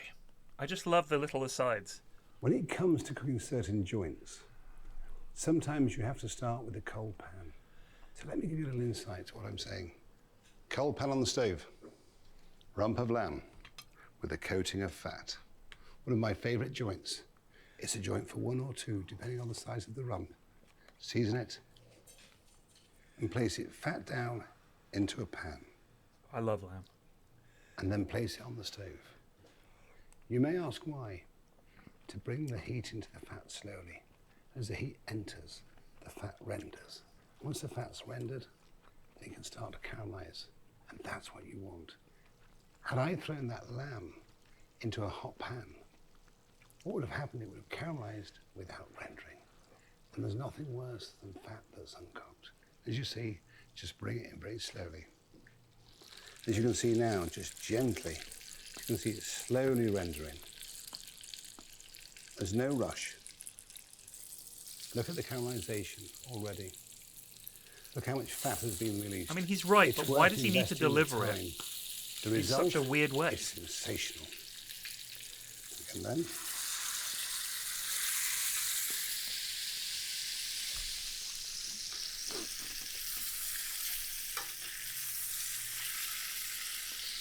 the reason why I cook it skin side down in the oven is because the fat protects the meat.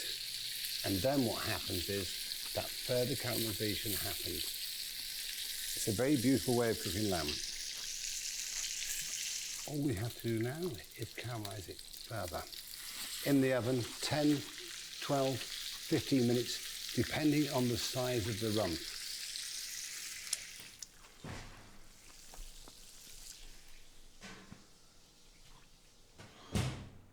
He's just There's such an a art to nut. cooking meat, and that art is understanding each and individual joint. He looks like Think a about a cannibal. chicken breast.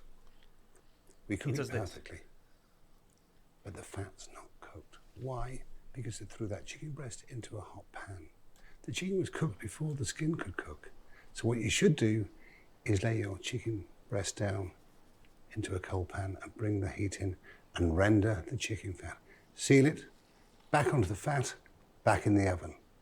But my advice would be never cook a chicken breast unless it's on the bone. He never blinks. The roast rump of lamb has now been cooking for 12 minutes.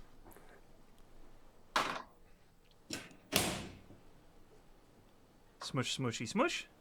12 minutes in the oven, a 5-minute rest. Okay. He thinks he's Petits pois à la conducting. française. With the water. There's various ways of doing them. Now, why have I done that? This is one of the simplest ways. Water, butter. With your lettuce hearts and your petits onion.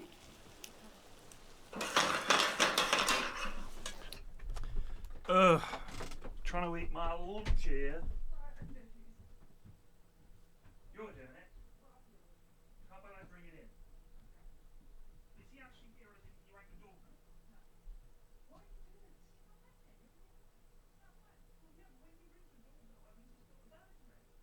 Now he's just down there looking at a man. He's not even close.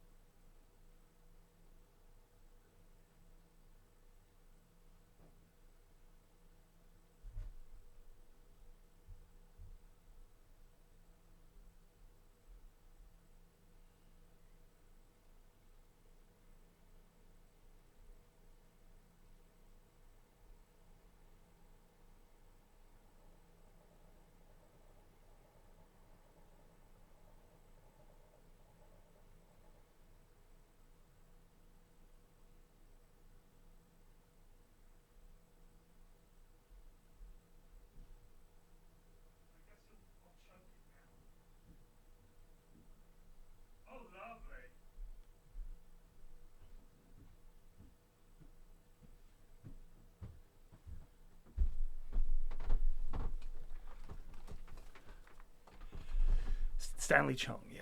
Little seasoning. There's the lamb. It's now rested. As you can see, the juices have come out of it. Just roll them over.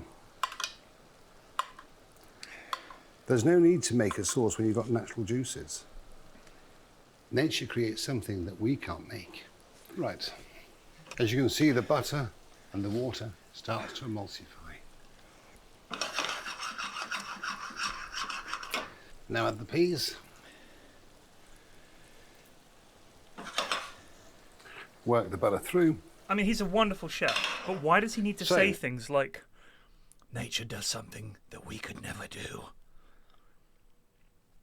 Why can't he just say, when I make a sauce, I like to do the following? He has to give these little nuggets of wisdom delivered with unblinking and unmerciless a voice that sounds like he's about to tear you limb from limb, you little shit. Anyway, back to these peas. Take the chives. A tiny, tiny bit of olive oil. Never too much olive oil, but never too little. All right, thanks, Marco. Yeah, helps a lot. Give it a little shine. There's a reason he's a great chef that never caught on as a TV Take chef. the lamb. Take the mustard. Now coat the lamb with the mustard. Place it there. Take the lamb. Back in there. There's our petit pois.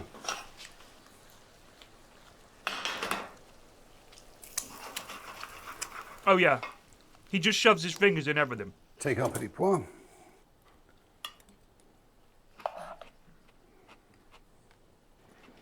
Take the lamb. Take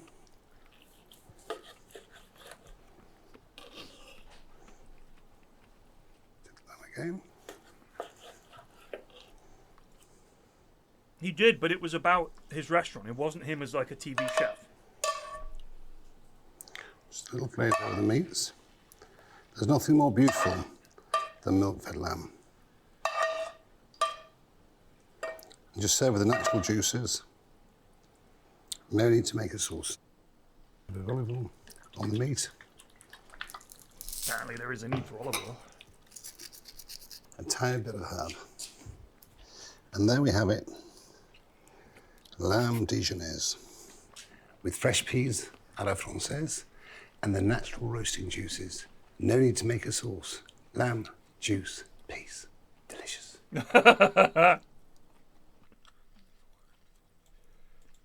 What it takes is a little bit of understanding to make the most delicious food. The secret when you cook pasta is in deep water with a generous amount of salt. No need for olive oil. Be generous. Right. Why waste time making pasta? In a kitchen, put your energies where it counts. The great Nicola Dennis said to me as a boy, Marco, you can buy a product. Marco, stop that, please. That's what I thought he was about to say. Boy, Marco, if you can buy a product better than you can make it, buy it. In his case, it was brioche. It was French bread. They have the machinery. At home, we don't have the machinery. So there's your pasta. And it goes. Just loosen it. Again, let the pan do the work. Listen. I know exactly what's going on. Because all my attention is going to you, not the pan. So be aware. Teach yourself to use all your senses. Smell, taste, vision, ears. This might be one of the maddest ones yet. There's our base.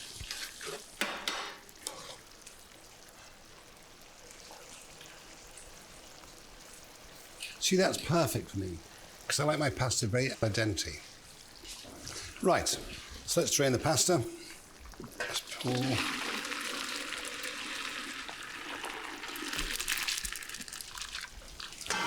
So now, let's add some basil. Work that through. If you don't drain your pasta correctly, then the water left within the pasta waters down the tomato sauce. In we go with the pasta. Work your pasta through the sauce.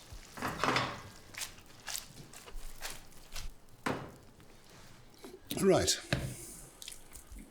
Oh my god, I thought he was doing that with his bare hands. Tiny bit of olive oil. Blup, blup, blup, blup, blup, blup, blup. Don't worry about a bit of parmesan on the edge of your plate. Always wipe it off. And then basil. Basil. So, when you have pasta pomodoro with basil, you use lots of tomatoes. Use lots of basil. Don't be shy, don't be mean. You'll see the difference, the intensity of flavour. You could be blindfolded and you'd know what you're eating. There we are. Good God. Please don't kill me. He just sits Right, there in his bolognese. kitchen. Look at this fucking Ponzi out. Traditionally with beef and pork. But we're going to make it with vegetables. Celery, carrots, celeriac, cauliflower, garlic, onions, thyme, bay leaf, and then a tomato sauce to bind it. Once you've made your ragu bolognese, we can make lasagna. We can make a pappardelle with the king oyster mushrooms with the ragu bolognese. It's delicious, so it's quite versatile. It's very simple. Just take our carrots, celeriac, and celery, all exactly the same. So it's slightly larger than a brunoise, but smaller than a macédoine. It's about an eighth of...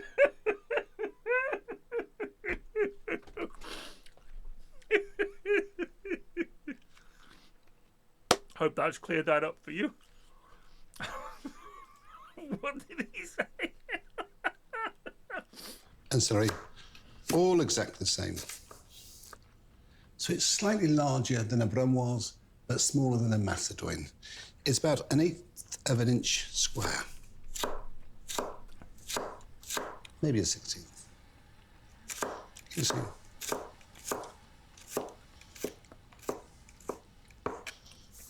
There we are. And you do your celeriac and celery exactly the same.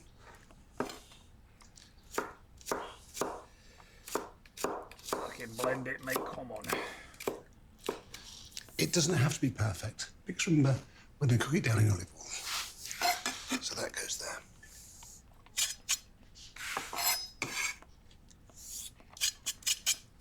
So with the cauliflower, what we do,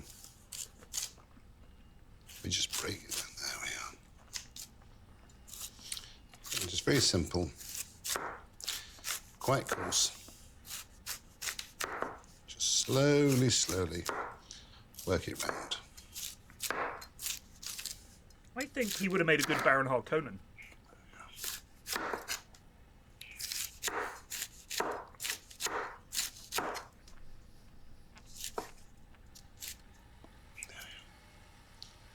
You see, we've got all the main core there. And then what we do is just push it to one side.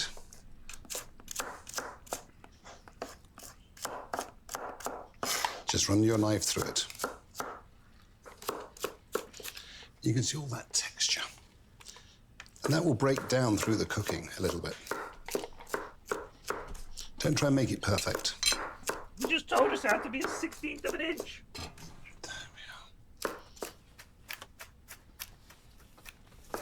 I feel like if you didn't, he would kill you. And there's our cauliflower. Just run your knife through one last time.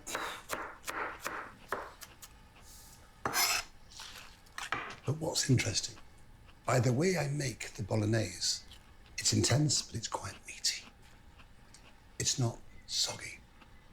Most people boil vegetables, and by boiling them, they're not allowed to release their water. And also, you don't get that intensity of flavour as you do with the roasting or frying vegetables. One thing you'll notice is when I do boil something, I boil them in their own juices. One for texture and two for flavour. I put it inside the sous vide pouches, seal it, and then poach it. So it's all about intensifying the flavour and preserving and protecting the texture. The ragu bolognese made with vegetables, without meat. Olive oil. Now we take the onions and the garlic, which has been grated. And same as always, we cook to remove the water content, to remove the acidity.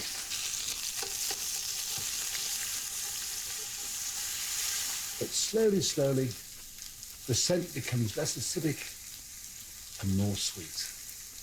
And if you listen to the sound of the frying, it gets gentler and gentler because the water is evaporating. Work the onions across the base of the pan. In with the carrots. In with the celery.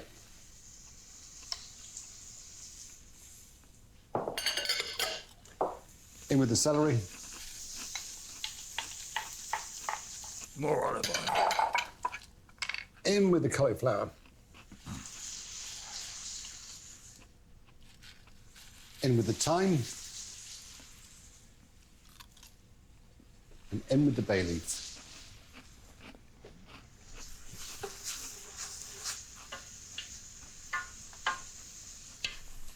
A little salt. A little pepper, which is optional. So season with salt and pepper. But remember, remove the blinkers. If you wish to put chili flakes in to give it a bit of heat, that's your choice. If you wish to finish it with some fresh chilies, that's your choice. Allow your palate to dictate. This is just a base. And allow your imagination and your palate to take you somewhere you like to go. I just want to get out of here alive. Bring it down from the edges. Stay with her. Don't turn your back on her. Ooh. Allow her to sweat down slowly. Oh my God. Keep on working her and working her and working her. Good. Until all the water basically is evaporated.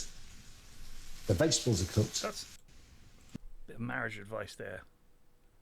For a second, from Marco, I think he's talking about something else, isn't he? Keep working her and working her. Don't turn your back on her. Remove the blinkers. If you wish to somewhere you like to go.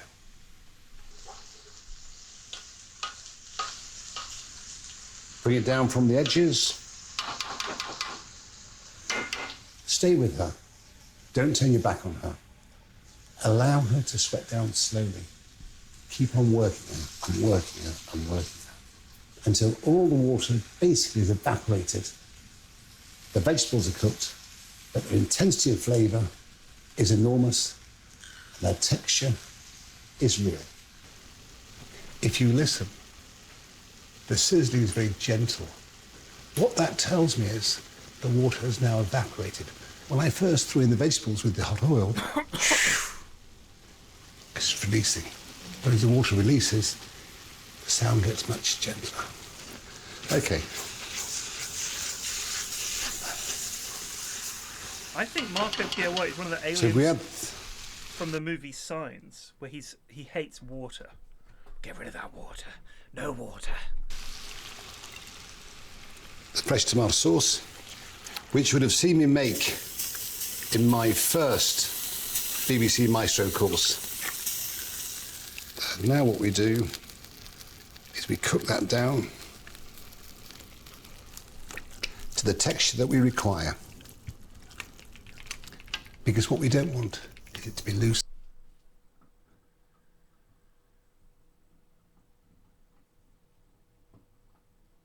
What?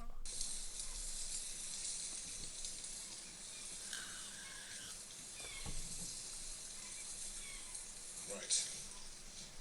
Next, some whole gutted herrings, as fresh as you could ever wish to get. I love fresh fish, but look at those poor little faces. Shame they're delicious. And we just let that simmer away very gently now for only about 15 minutes or something of that order. Goes down there. Reach my little bottle because it's time for a mid-morning slurp. Oh, the vinegar gets up your nose. And so do a few other things occasionally. Don't they, Mr. Director? Jesus!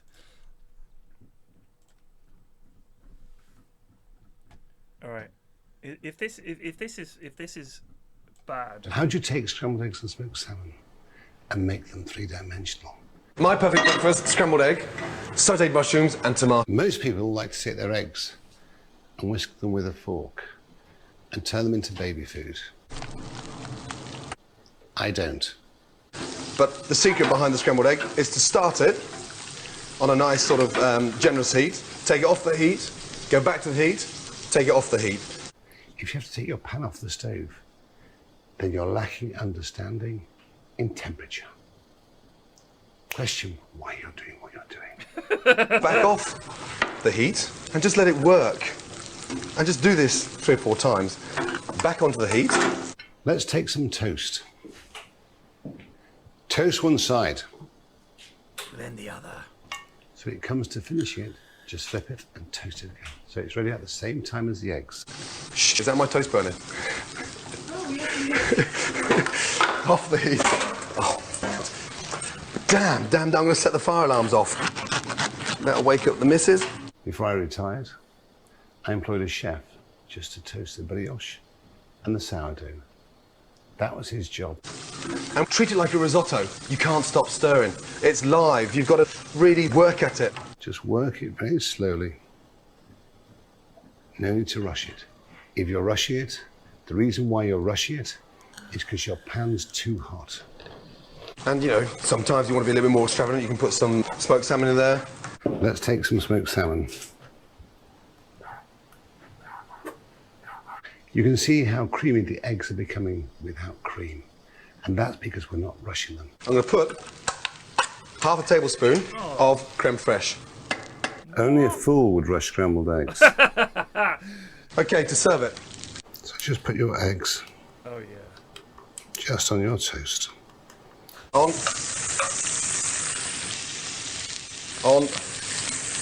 Then we take the surprise. A tiny bit of butter. Sit them on there. I'm just going to drizzle our sourdough bread with a little bit of olive oil in there. Then the smoked salmon. Oh yeah. And then just pour your scrambled eggs over the sourdough bread. And there you go, a perfect scrambled egg. I mean, the most amazing way of waking up the missus on a Saturday, Sunday morning. A little bit of parsley. Marco's is the way. Just give it some life. Et voila. When you eat it, That is scrambled egg. toast, egg, and smoked salmon. A bit more texture with the poached egg. Enjoy. This. Have you seen Gordon Ramsay's toasted cheese sandwich? I think this is the one.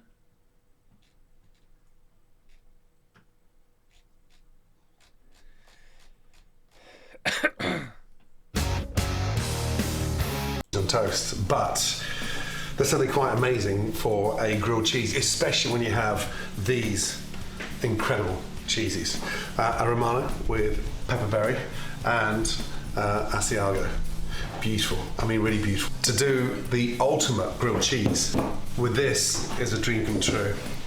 So I'm going to just cut nice big long slices so I can take off the rind easily. Okay, and those pepper berries is going to make the cheese a little bit spicy. Look at that there. So thick. I mean, so beautiful. Never going to melt. And then with the Asiago again down and literally cut off the rind. And then from there, He's still got his get jacket. the slice and just go in half again. So you've got these nice, long, luscious, almost like sort of mini bricks of cheese. And look at that. And that pepperberry is incredible. Now the bread. The secret behind a great grilled cheese is to make sure the bread is not too thin. I wish it was just those two bits. Look at that. The beautiful, locally baked country bread. Now, from there, a little bit of butter, okay? And always butter heavily on the outside. You'll see why, especially when you get that nice, crispy texture. Why is he in such a hurry? Again, cover it with butter. And there's like, meow, meow, meow, meow. Want to season the outside with some salt. And then from there, layer your cheese and sort of almost tailor make it in a way that it becomes somewhat almost fitted to the bread. And the secret behind this grilled cheese is a little bit of kimchi, homemade kimchi. I've which is forgotten gonna how give bad this is. a nice spicy texture to that incredible cheese. Now, the acidity in this kimchi is incredible. Also, Mutt, have you noticed that this bowl has red peppers and apples and what looks like apricots in the same bowl? Like, you're going to absent-mindedly reach for an apple and bite into a red pepper. But once it's been cooked, breathtaking. Fold that over, and then from there, push that down. We're going to stick that in the oven. Look, a beautiful fireplace over there. This is just cracking. Touch of olive oil in.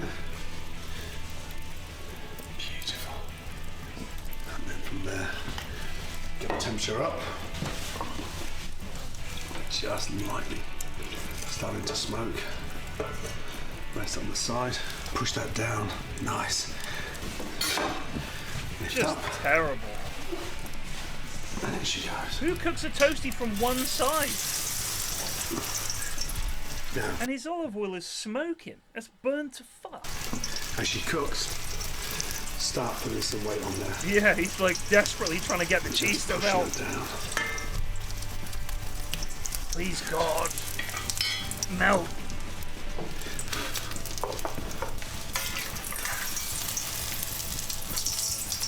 Turn that over.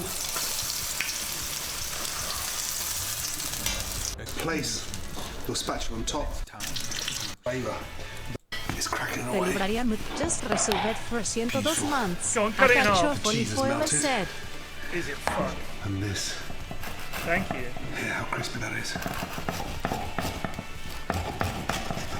Beautiful. Look at that. Jeez, it's so rock solid. Slice that in half again. Oh my god.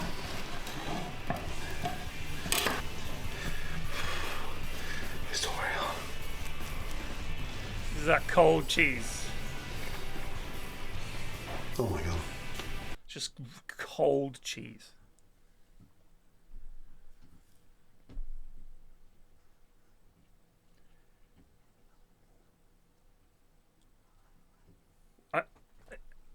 One of the worst cooking videos ever made, if not the worst. I think that's Gordo at his worst.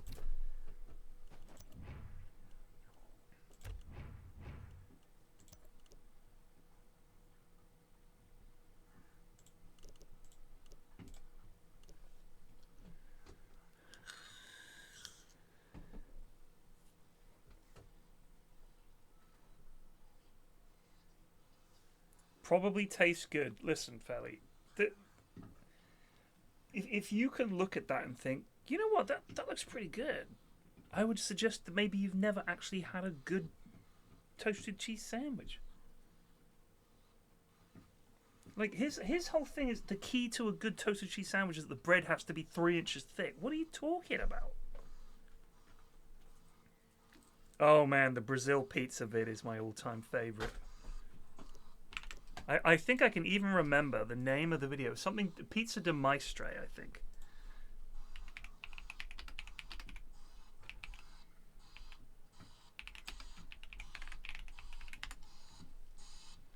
Mestre de Pizza. This is my all-time favorite cooking vid. Look at him make the dough like a real maestre. I want him to stop and give Marco Pierre White stuff to the camera. The key to a good pizza is to just fucking ruin it.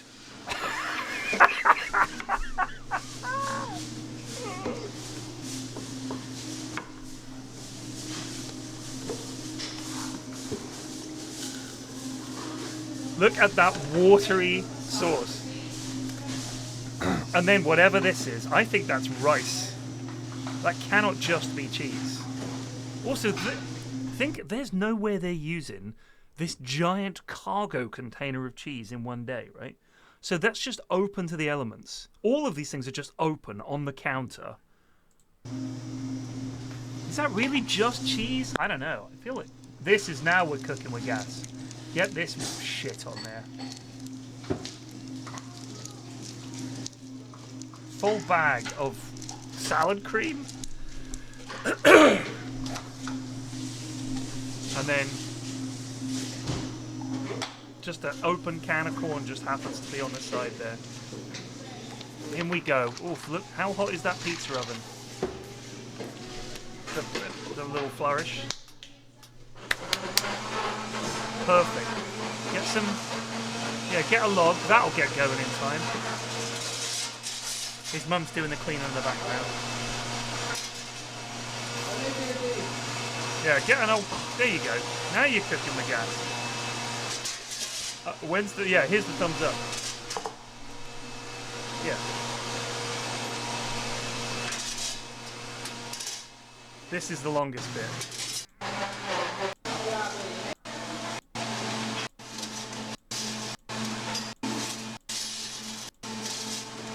But, oh, this is great.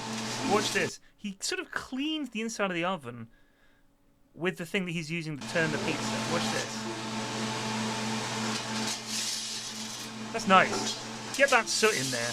Really touch that soot. And then pick up the pizza with that same... There you go.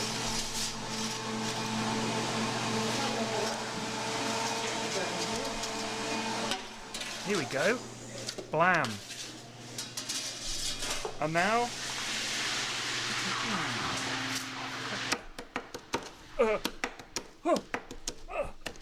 with the paint chipper stripper. Amazing. What's the amazing? The best. He's the mestre.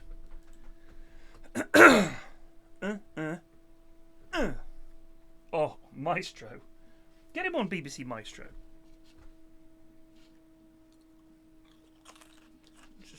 Don't you just feel your mouth watering? Hi there. Is that Mestre the pizza? Which you can find on Google Maps, by the way. Yeah, I'd like one of your pizzas, please. Can you make it as shit as possible? You can. Wonderful.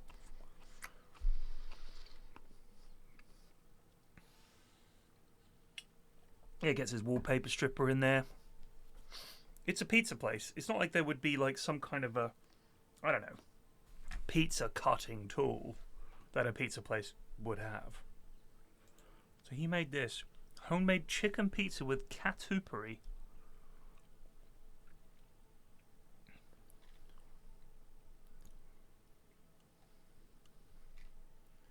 It's a Brazilian cheese spread.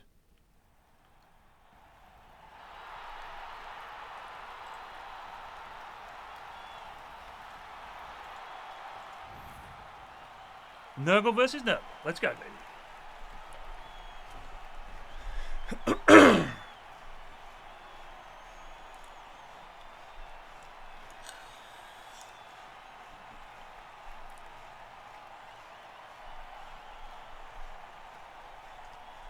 It's disgusting.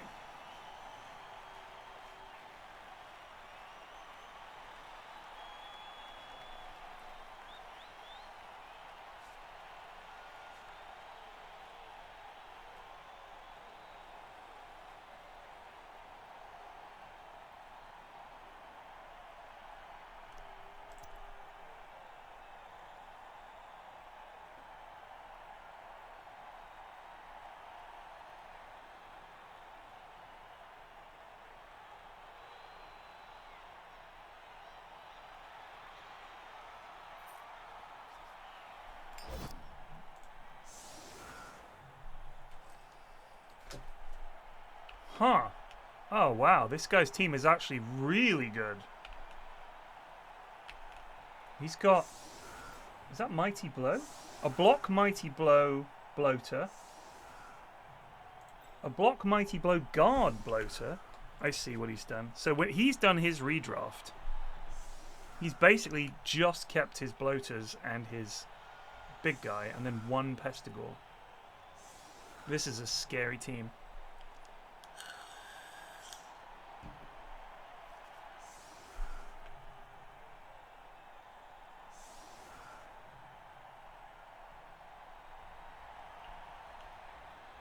Oh, he's only got 2 Pestigores and only 3 bloaters. Interesting. I wonder if he's rebuilding after the draft. Or if this is the optimal way.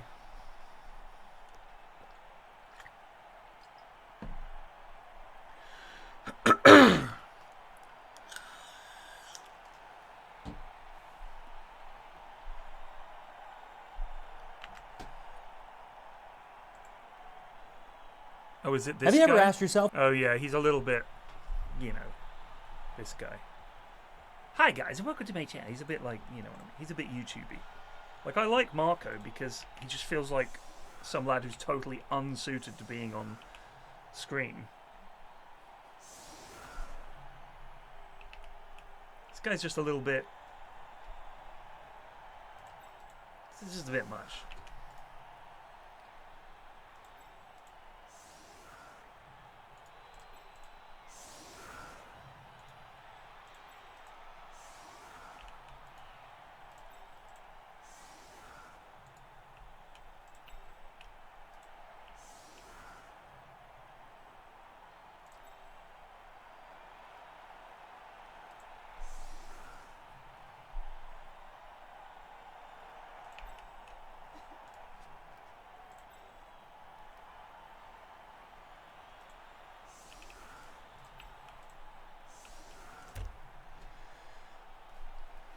So what inducements did he get? Was it Journeyman, I guess? No. Did he not spend his inducements money?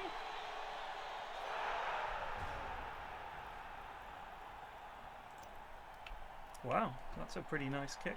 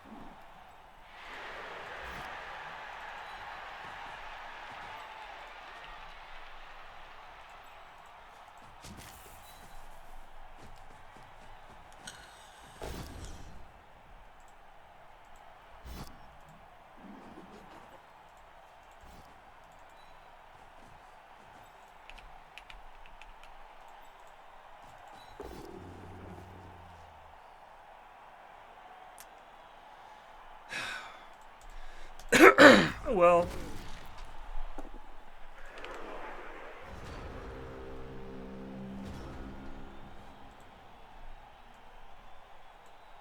Yeah, this guy's just a bit... What if I told you that food and cooking is cooking and food? Of what would happen if I left 8 pounds of fish and 1 pound of salt to sit in a jar in the sun for 2 months? Well, of course you have. Well, the answer is you'd make garum, the fermented fish sauce of ancient Rome. So thank you to Factor for sponsoring this video as I make true fermented garum, this time on Tasting History. Tasting history. Just fucking do the cooking So like what that exactly English is lad. garum? Well, one 7th century author, Isidore of This is Seville, how you make said, Singapore garum noodles. is Bam, a bam, bam, salted bam, bam. liquid of fish, Don't which smile. formerly was made from the fish that the Greeks called gyros. And although it is now made from an infinite variety of fish, it retains the original name that it had at its beginning. But I feel Isadora had never actually seen the product being made, because... Yeah, fuck off, mate. Bland.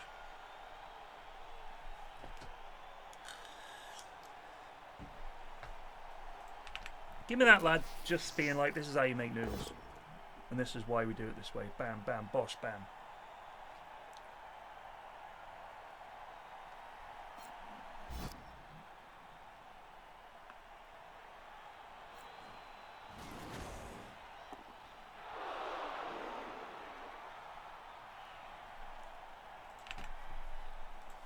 Too grinny. Stop grinning.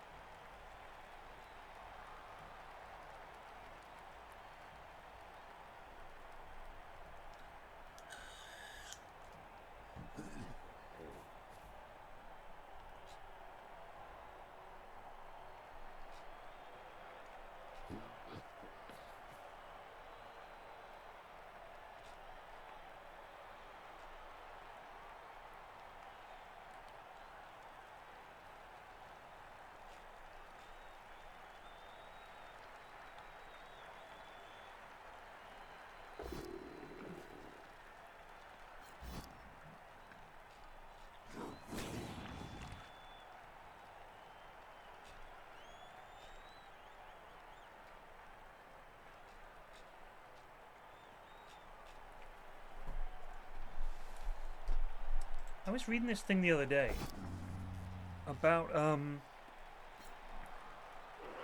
it's basically, I think it's the Hycean or Hyclean, some era, some ancient thing. It's a flood. that occurred like 5 million years ago or something. 4.5 million, 5 million years ago. And it was in the Mediterranean. And essentially it was something to do with salinity, right? In the Med. As you can tell, I'm not big on the details. Zanclean, yeah, sure. That sounds right. And essentially, the Mediterranean dried up.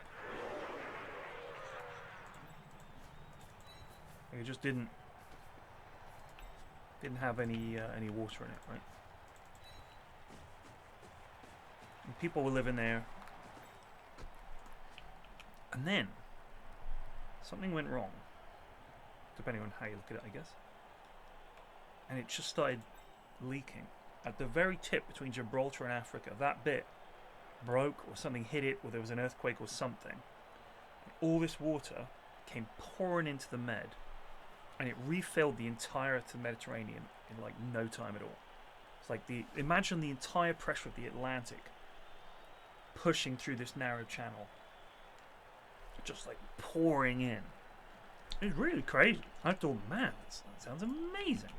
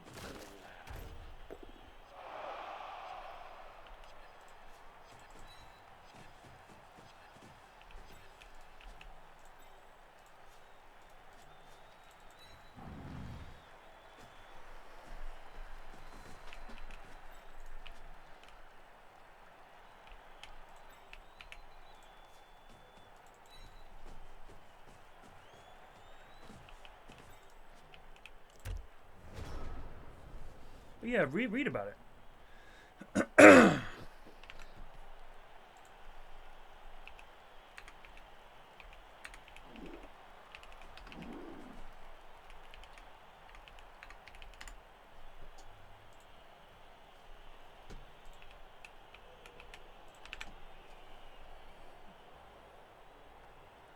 The Messinian salinity crisis. When the Mediterranean basically was almost completely dried up.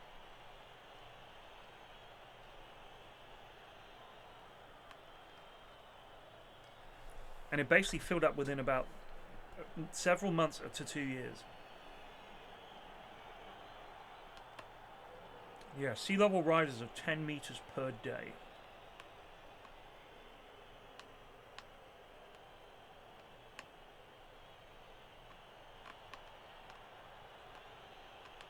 A 100 million cubic meters per second.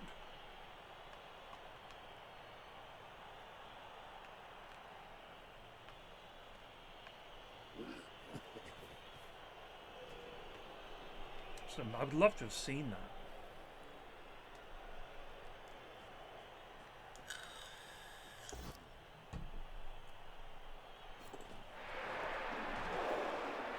Wow, this guy's getting no luck.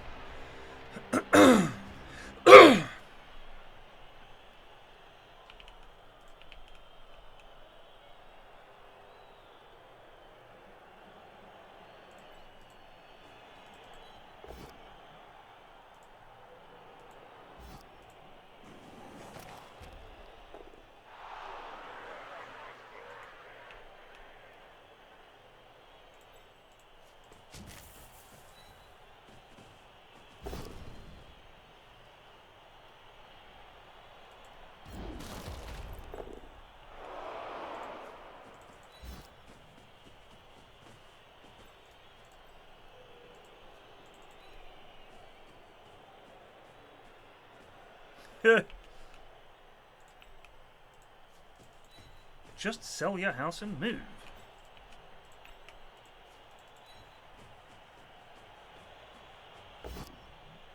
What? I don't remember trying to rush there. God damn. Whoopsie.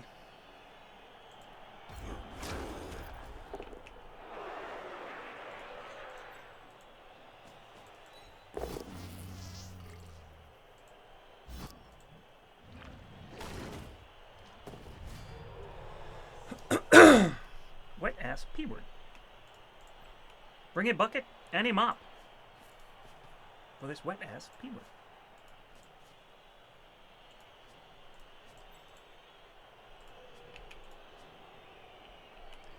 Bring a bucket and a mop. You idiot.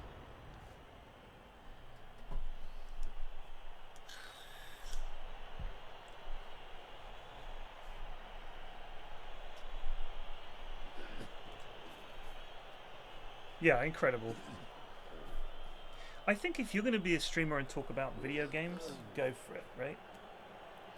Who cares? If you have a bad take on Blood Bowl, who really cares?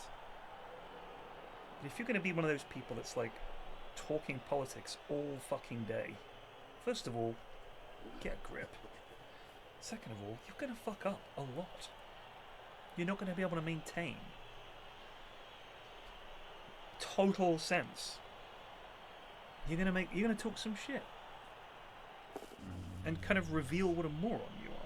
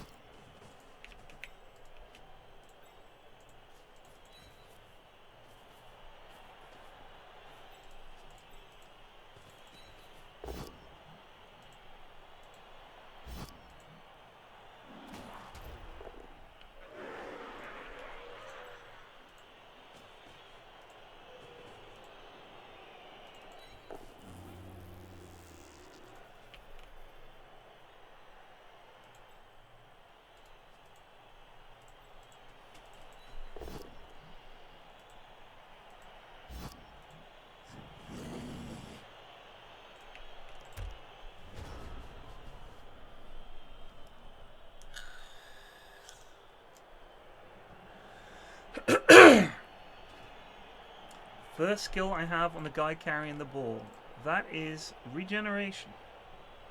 Which basically means you don't need an apothecary. They have a 50% chance of just healing themselves. And that's every time they get injured. It's very powerful. You can also buy an APO which lets you re-roll the regeneration one time. Oh, one time! By the way, if you're a Harry Hill fan, the entire run of Harry Hill is available on YouTube. The entire thing. Every episode from the pilot to the final episode. You mean the fourth flax? 1, 2, 3. Oh, that? Big hand. Or, sorry, multiple hands. Can you believe, Yoso, that the mutations don't show up anymore? There's no visual for the mutation. Also, this is shit. Like, this Beast of Nurgle is really, really crap. I like the old one. So yeah, it's many hands, multiple arms. So it makes it easier to pick up, easier to catch, easier to intercept.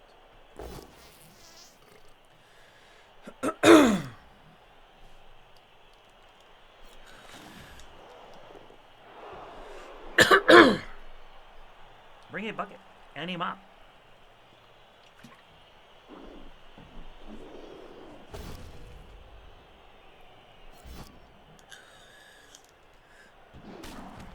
Yeah, they just didn't do it.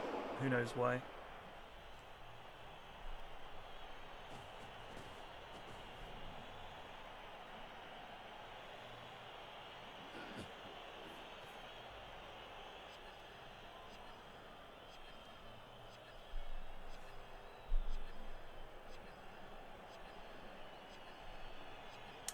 Yeah, it's a tabletop game.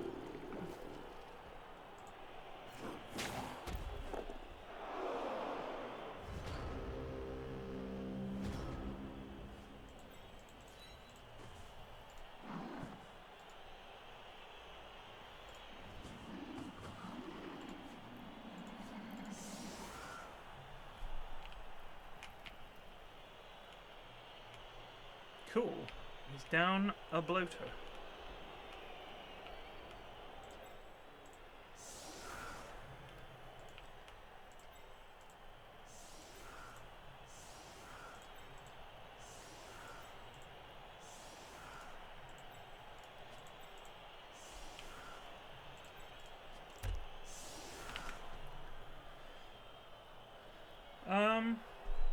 All the Robot Wars as well.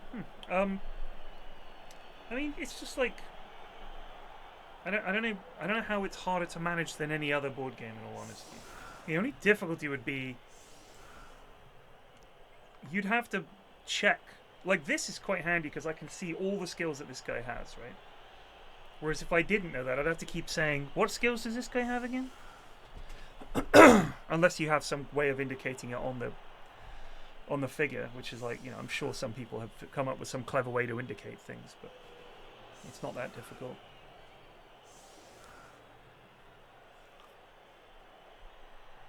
Robot Wars Bingo is a shout, actually. But I hate Craig Charles.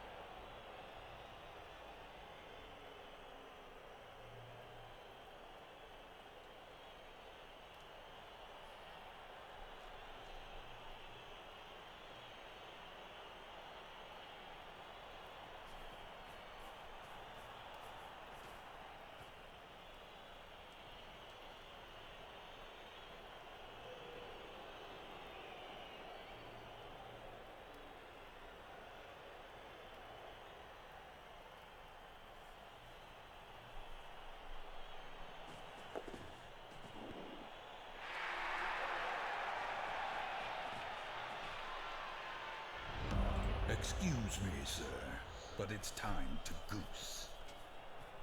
Richard-Aka-Slick just resubbed for 51 months. Good morning Pflaxip Suave. Good morning chat Flax Peppers.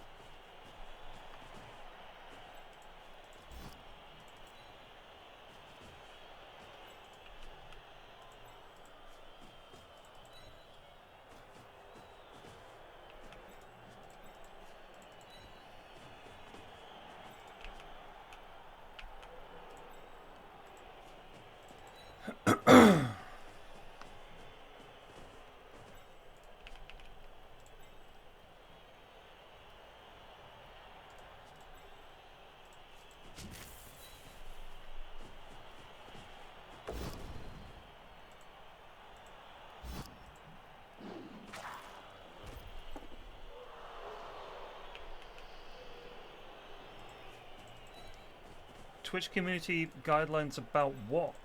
The name Richard?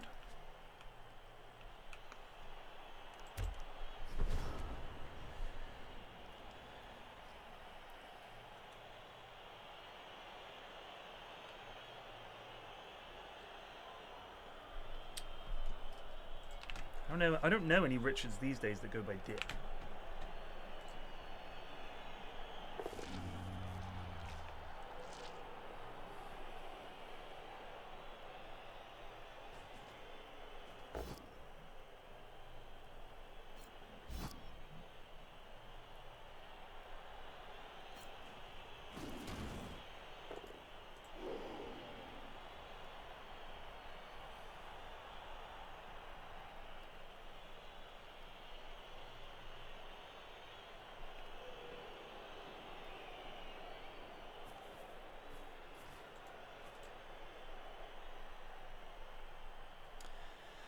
I do remember reading, I think it might have been German engineer, going back to the Zanklian flood.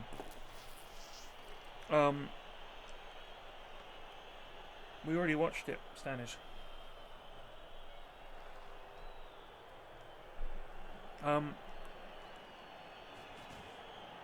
He was like, you know, what we could do is put a dam across the Strait of Gibraltar and turn the entire Mediterranean into farmland.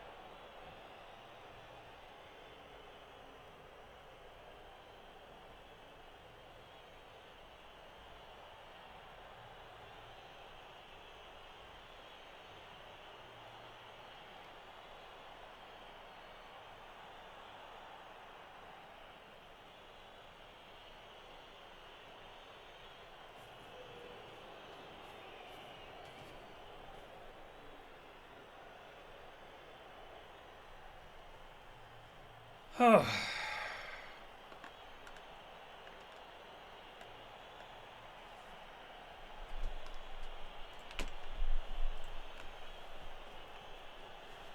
Yeah, German architect Hermann Sorgel, old Hermie Sorgel.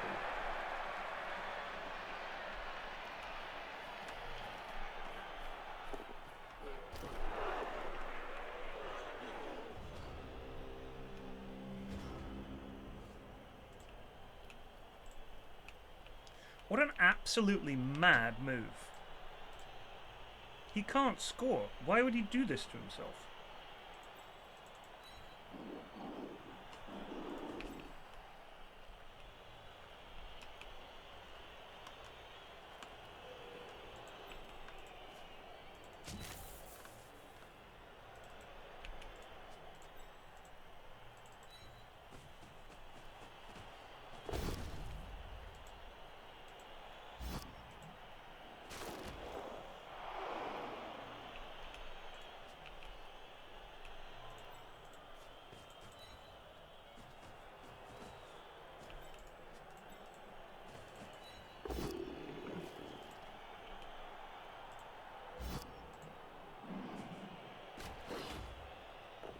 Oh yeah, I don't think he's a Nazi.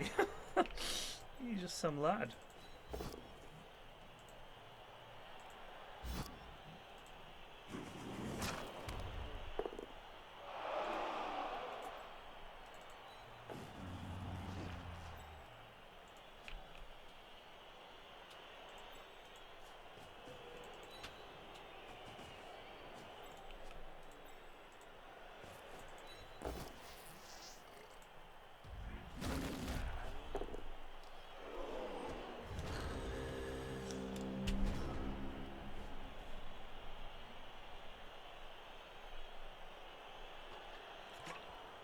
Well, first of all, the centre. The Sahara is not at the very tip of North Africa, is it? It's that middle bit. Below, like Algeria and Morocco and those countries. So you haven't extended it. Second of all, they're thinking, look how good it is growing stuff in France and Italy. Imagine if you filled in everything from Palermo to Gibraltar and all of Spain there and southern France. That whole bit was land. And you filled in the bit between Italy and Albania and Montenegro and Croatia and all that. That's all farmland. You could grow amazing tomatoes.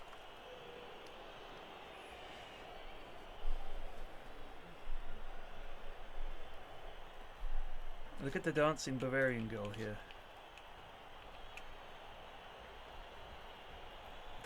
This is exactly what it's like in Germany.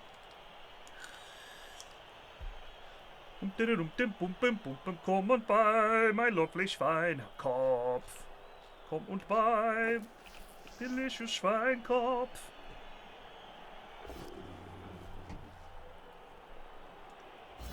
Ja, this is a very traditional dish, the Schweinkopf mit Bratkopf, Flocken, Flicken, Fluffen. Und? You must wear it, lederhosen. While you eat it, you must dance the jig. I wonder if he knows it's the last turn. I feel like he doesn't.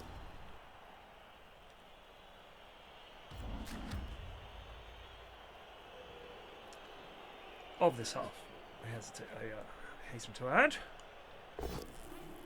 Now, if those lads don't wake up, that'd be massive for us. But I bet they do.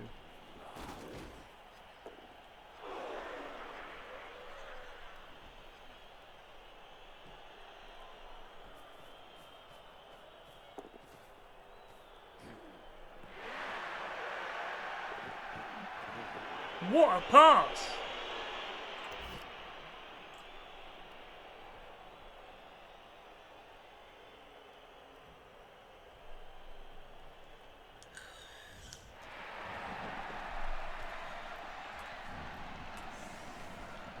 Did they both come back? He's still down a bloater. That's huge.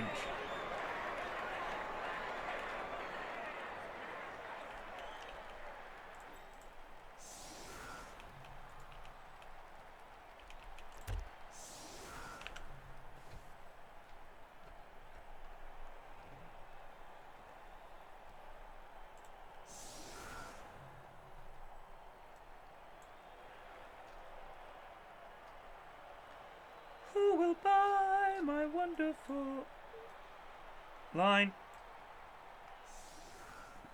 Or oysters?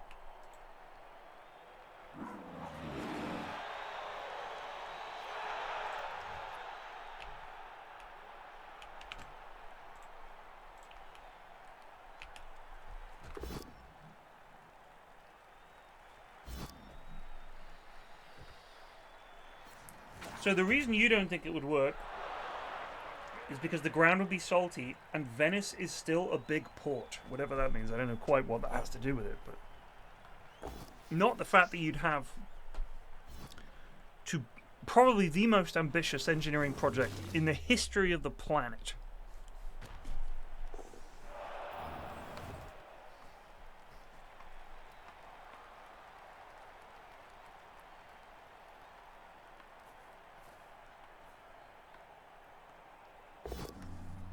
I don't think it's going to be a big port. I think it's going to be a giant fucking lake.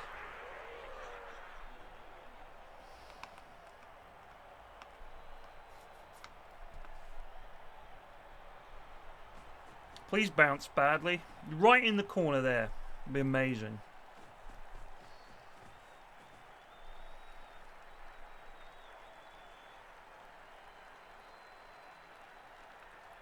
I've been to Venice. I went to Venice about 30 odd years ago, and it was over 30 years ago, and you still couldn't really move because it was so wet.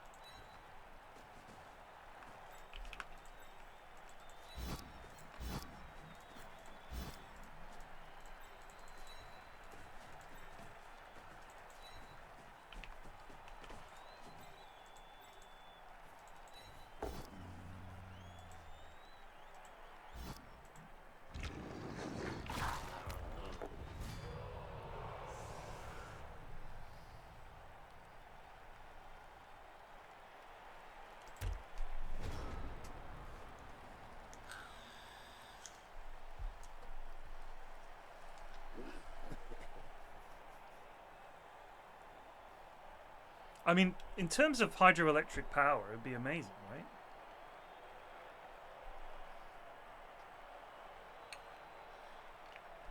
We just need to get to the point where we are able to construct, using materials that we source from asteroid belts and other planets, gigantic gardens in space that have 24-hour sun, perfect atmosphere, and somehow just sustain themselves and grow insane amounts of food that we then ship back to Earth on automated, carbon-neutral space vessels. Using a space elevator in all likelihood.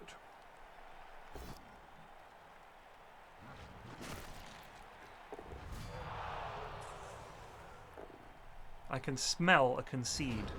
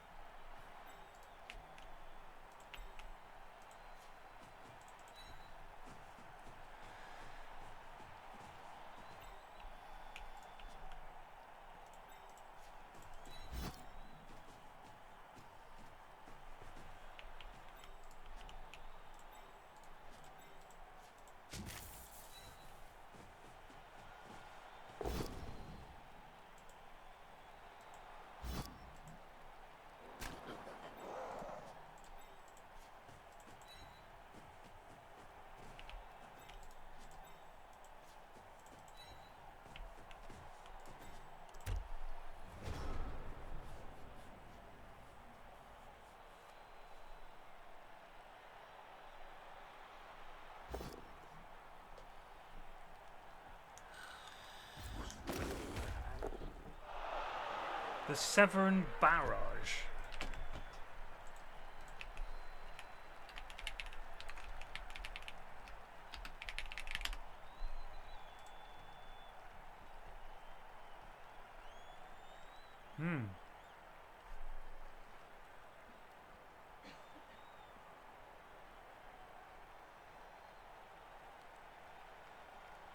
Oh yeah, the 7 is very tidal, isn't it? Following the 7 tidal power feasibility study, the British government concluded that there was no strategic case for building a barrage, but to continue to investigate. They were not convinced the economic case was strong enough. Okay. I mean, it seems like a good idea.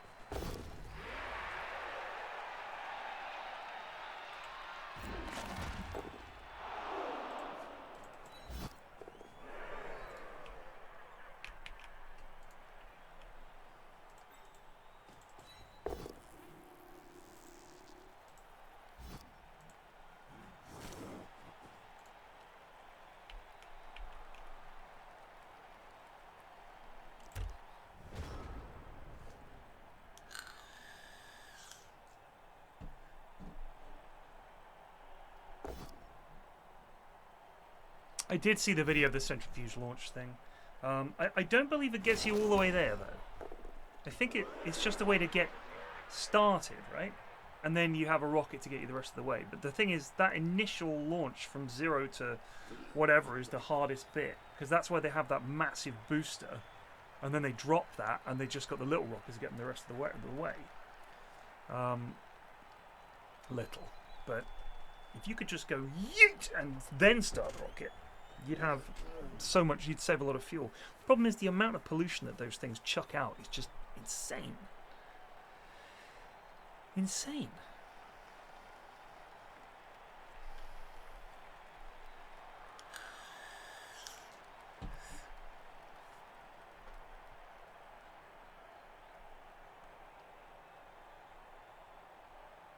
I mean, the space elevator is the one. That's the one, I'm telling you.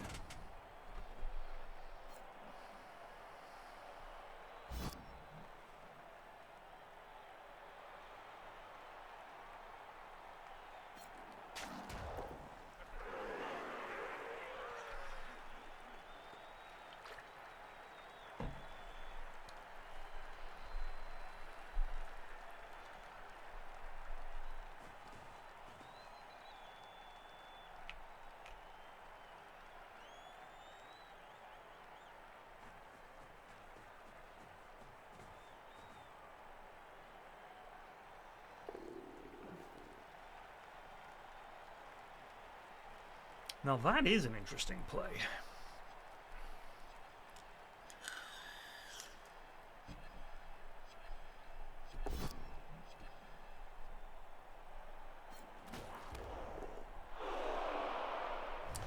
His bollocks have gone.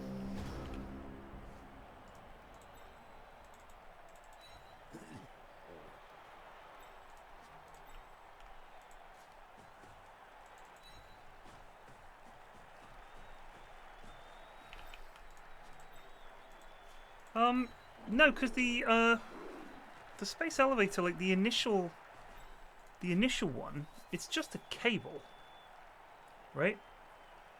It's just a really long cable, as I understand it. Secured at 2 points. You have a thing in orbit. You have Earth. It's a geosynchronous orbit and a cable. You just run stuff up the cable.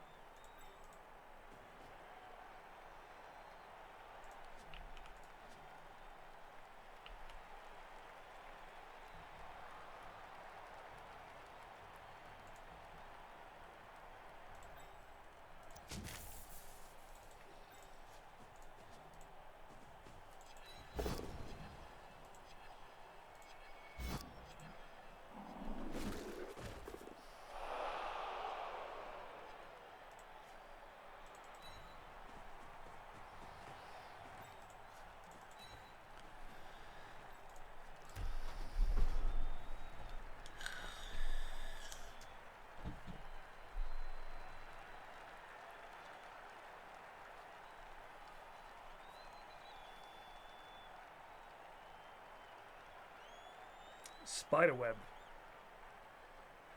Spiderweb silk. Just really, really, we get those artificial spiderweb silk makers. We make a really thick spiderweb.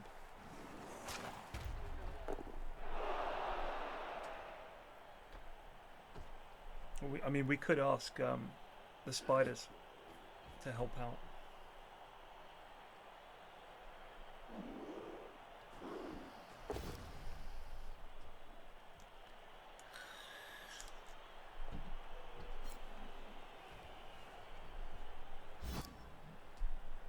Barring disaster, we should win this game, but we'll see.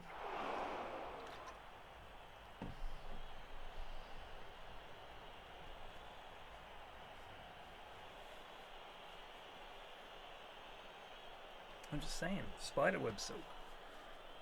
It's amazing stuff. I always tell my kids, if it was as thick as a pencil, if you built a spiderweb where the web strands were as thick as a pencil, you could stop a jumbo jet in mid-flight. That is how strong it is. All our answers are right there.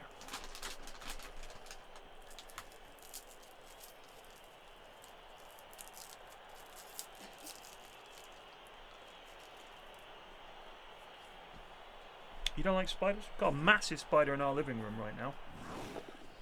She just lives up by the curtain. Just chilling. She's having a great time.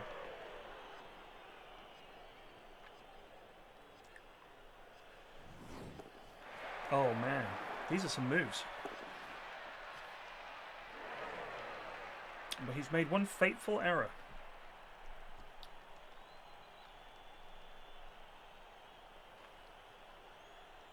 What is there not to like about spiders? Too useful.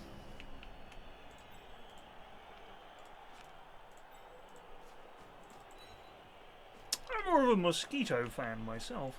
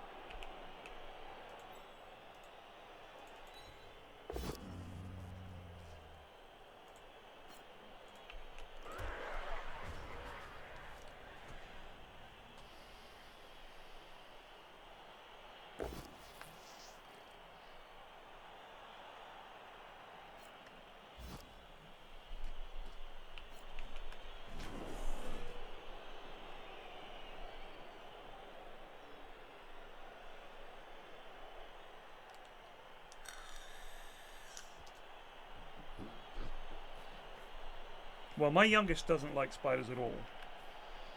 But me and my eldest do.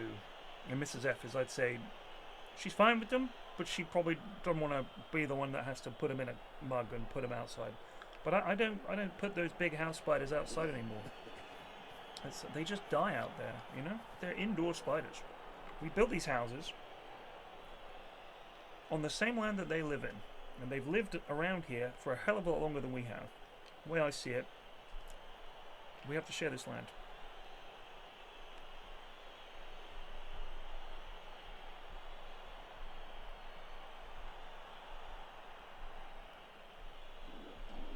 Oh man, by the way, the Triforce on Wednesday, if it's the episode that I think it is that we recorded last week, I'm getting ready for some emails.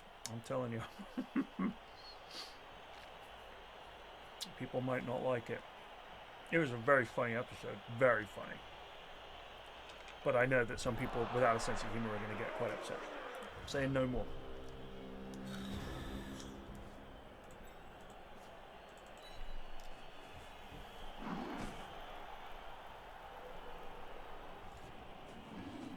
if it's this one. But I know that we have a few in the bag ready to go, so it might not be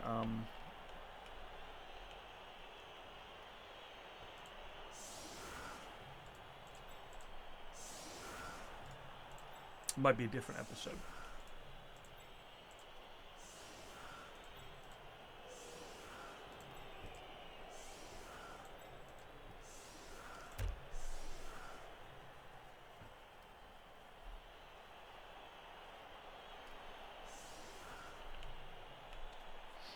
I would say, what percentage of people are going to hate me more after this episode?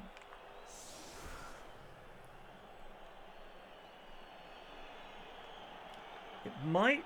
I think more people are going to hate me than like what I say. But I also think some people who previously didn't like me are going to go, do you know what? Actually, he's right about that. And anyone who disagrees with them doesn't know what they're talking about.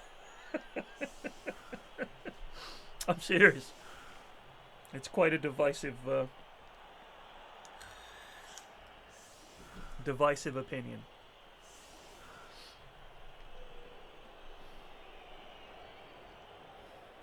I'm looking forward to seeing the results.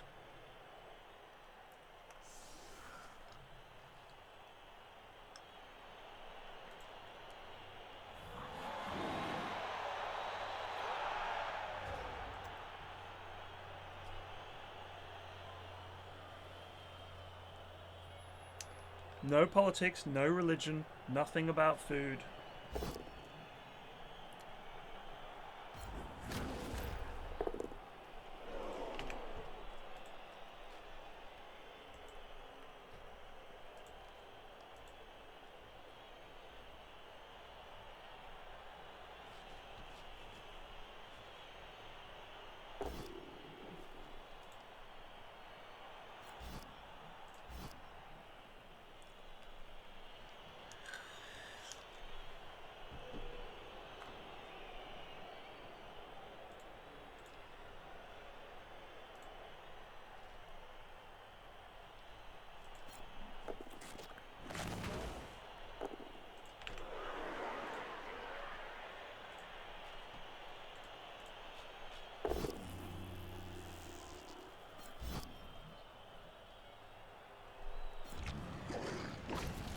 Nothing to do with aliens, nothing to do with Vin Diesel, nothing to do with pineapples, nothing to do with food, nothing to do with food, nothing to do with sport. You're not going to guess what it is.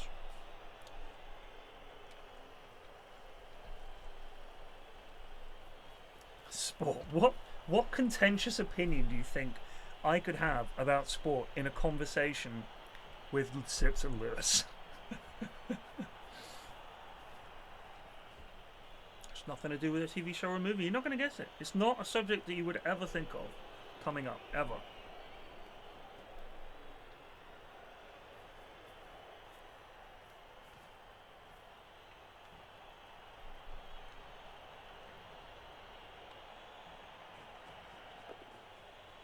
I'm not a Bigfoot believer.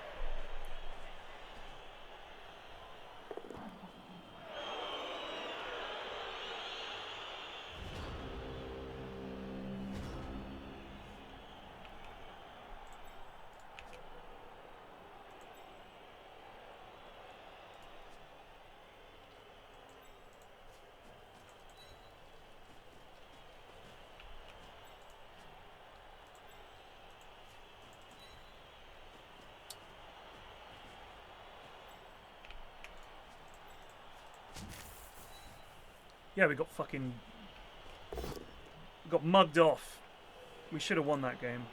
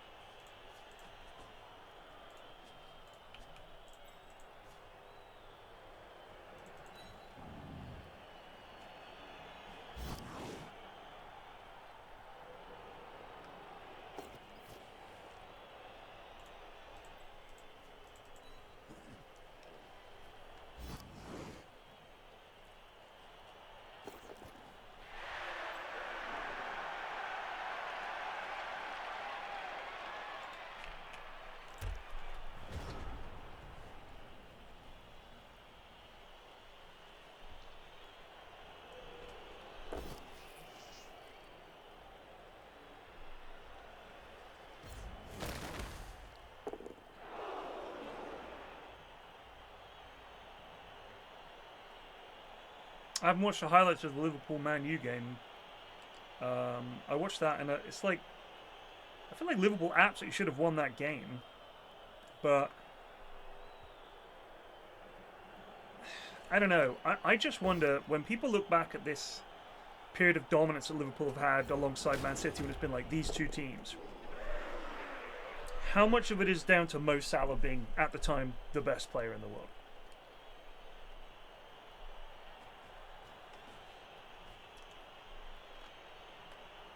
Because he has been amazing for them.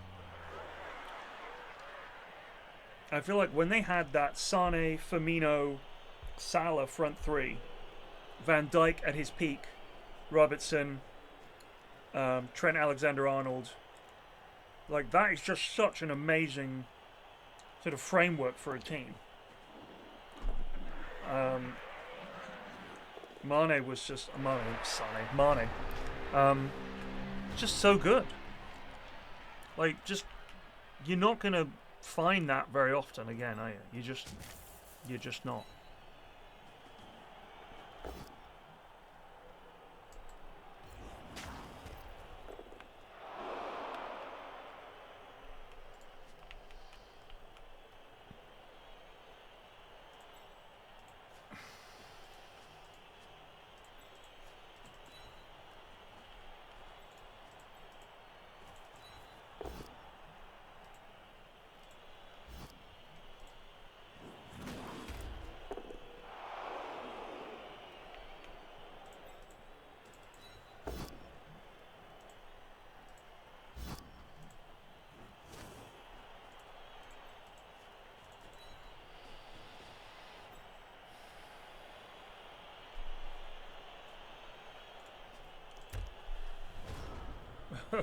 No offense to Centre, but I don't think anyone's worried about you lot winning it this year either.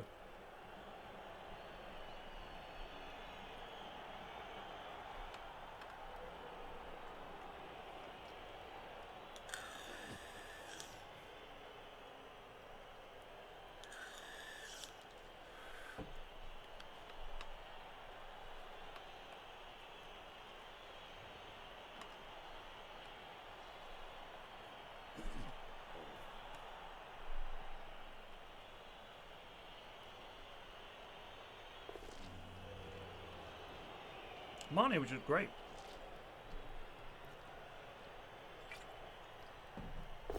Like Firmino as the fulcrum in the middle, who's just like quite physical, decent finisher, you know, holds it up well, like a good focal point. And then you have Mane and Salah just doing whatever the fuck they want. It's crazy.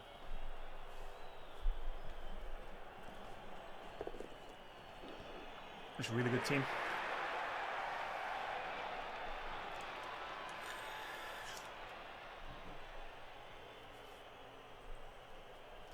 It's not.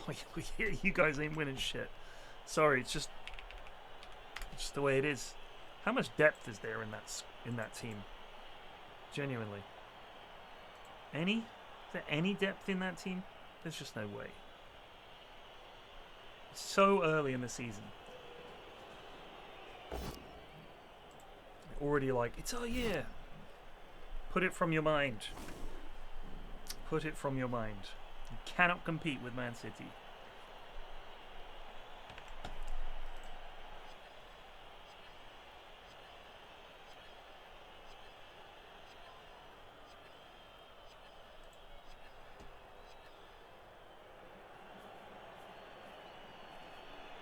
Salah? So wait. So Klopp didn't want Salah? Wow. Huh. Okay.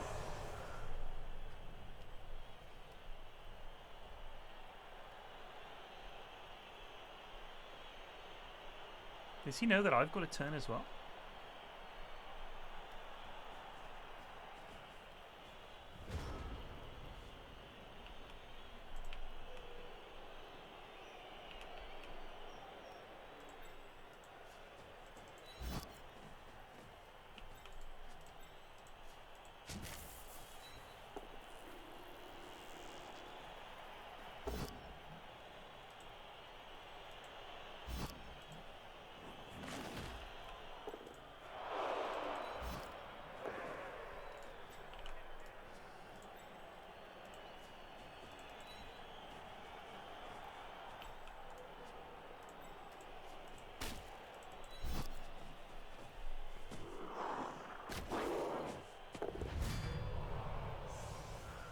Wish I'd killed him.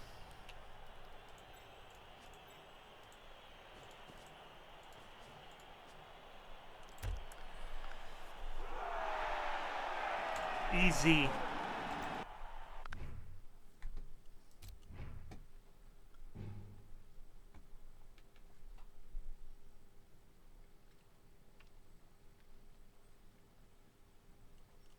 I mean, it makes sense that he's coming from, you know, foreign football, innit? And he's, you know, he wants to bring his own lads in. We could get 4 random skills, but I think it's probably bad.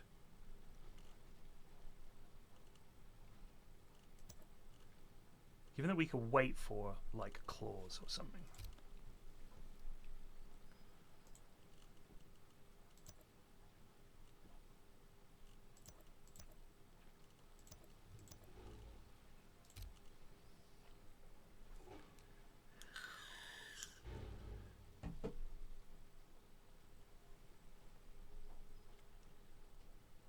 They are not favourites for the league, ever, because they're Arsenal. That's just the way it is. I'm sorry, Arsenal fans, but they just aren't the ones. Let's look at them on Wikipedia and look at where they've finished.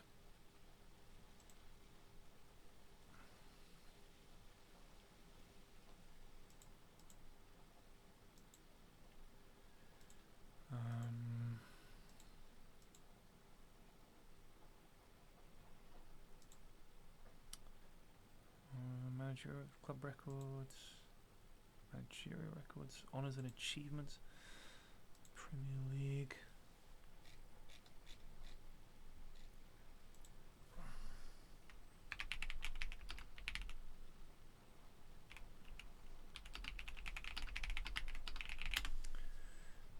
List of Arsenal FC seasons. So let's see. So they've finished in the Premier League. This is where they've finished. Their position in the Premier League in the last... Well, let's take it... 2003 was the last time they won. That was the invincible season, right? They didn't lose a game. Amazing. Incredible. Thierry Henry. Quarterfinals of Champions League. Probably did a better Arsene Wenger. Second, fourth, third. I think that was the end of the sort of the Wenger bus. Second. And then, 2016 until present. 5th, 6th, 5th, 8th, 5th. They've come second now 3 times in a row. You can't do that and consider yourselves winners. You can't do it. It's impossible. Don't see how they ever win. I'm sorry.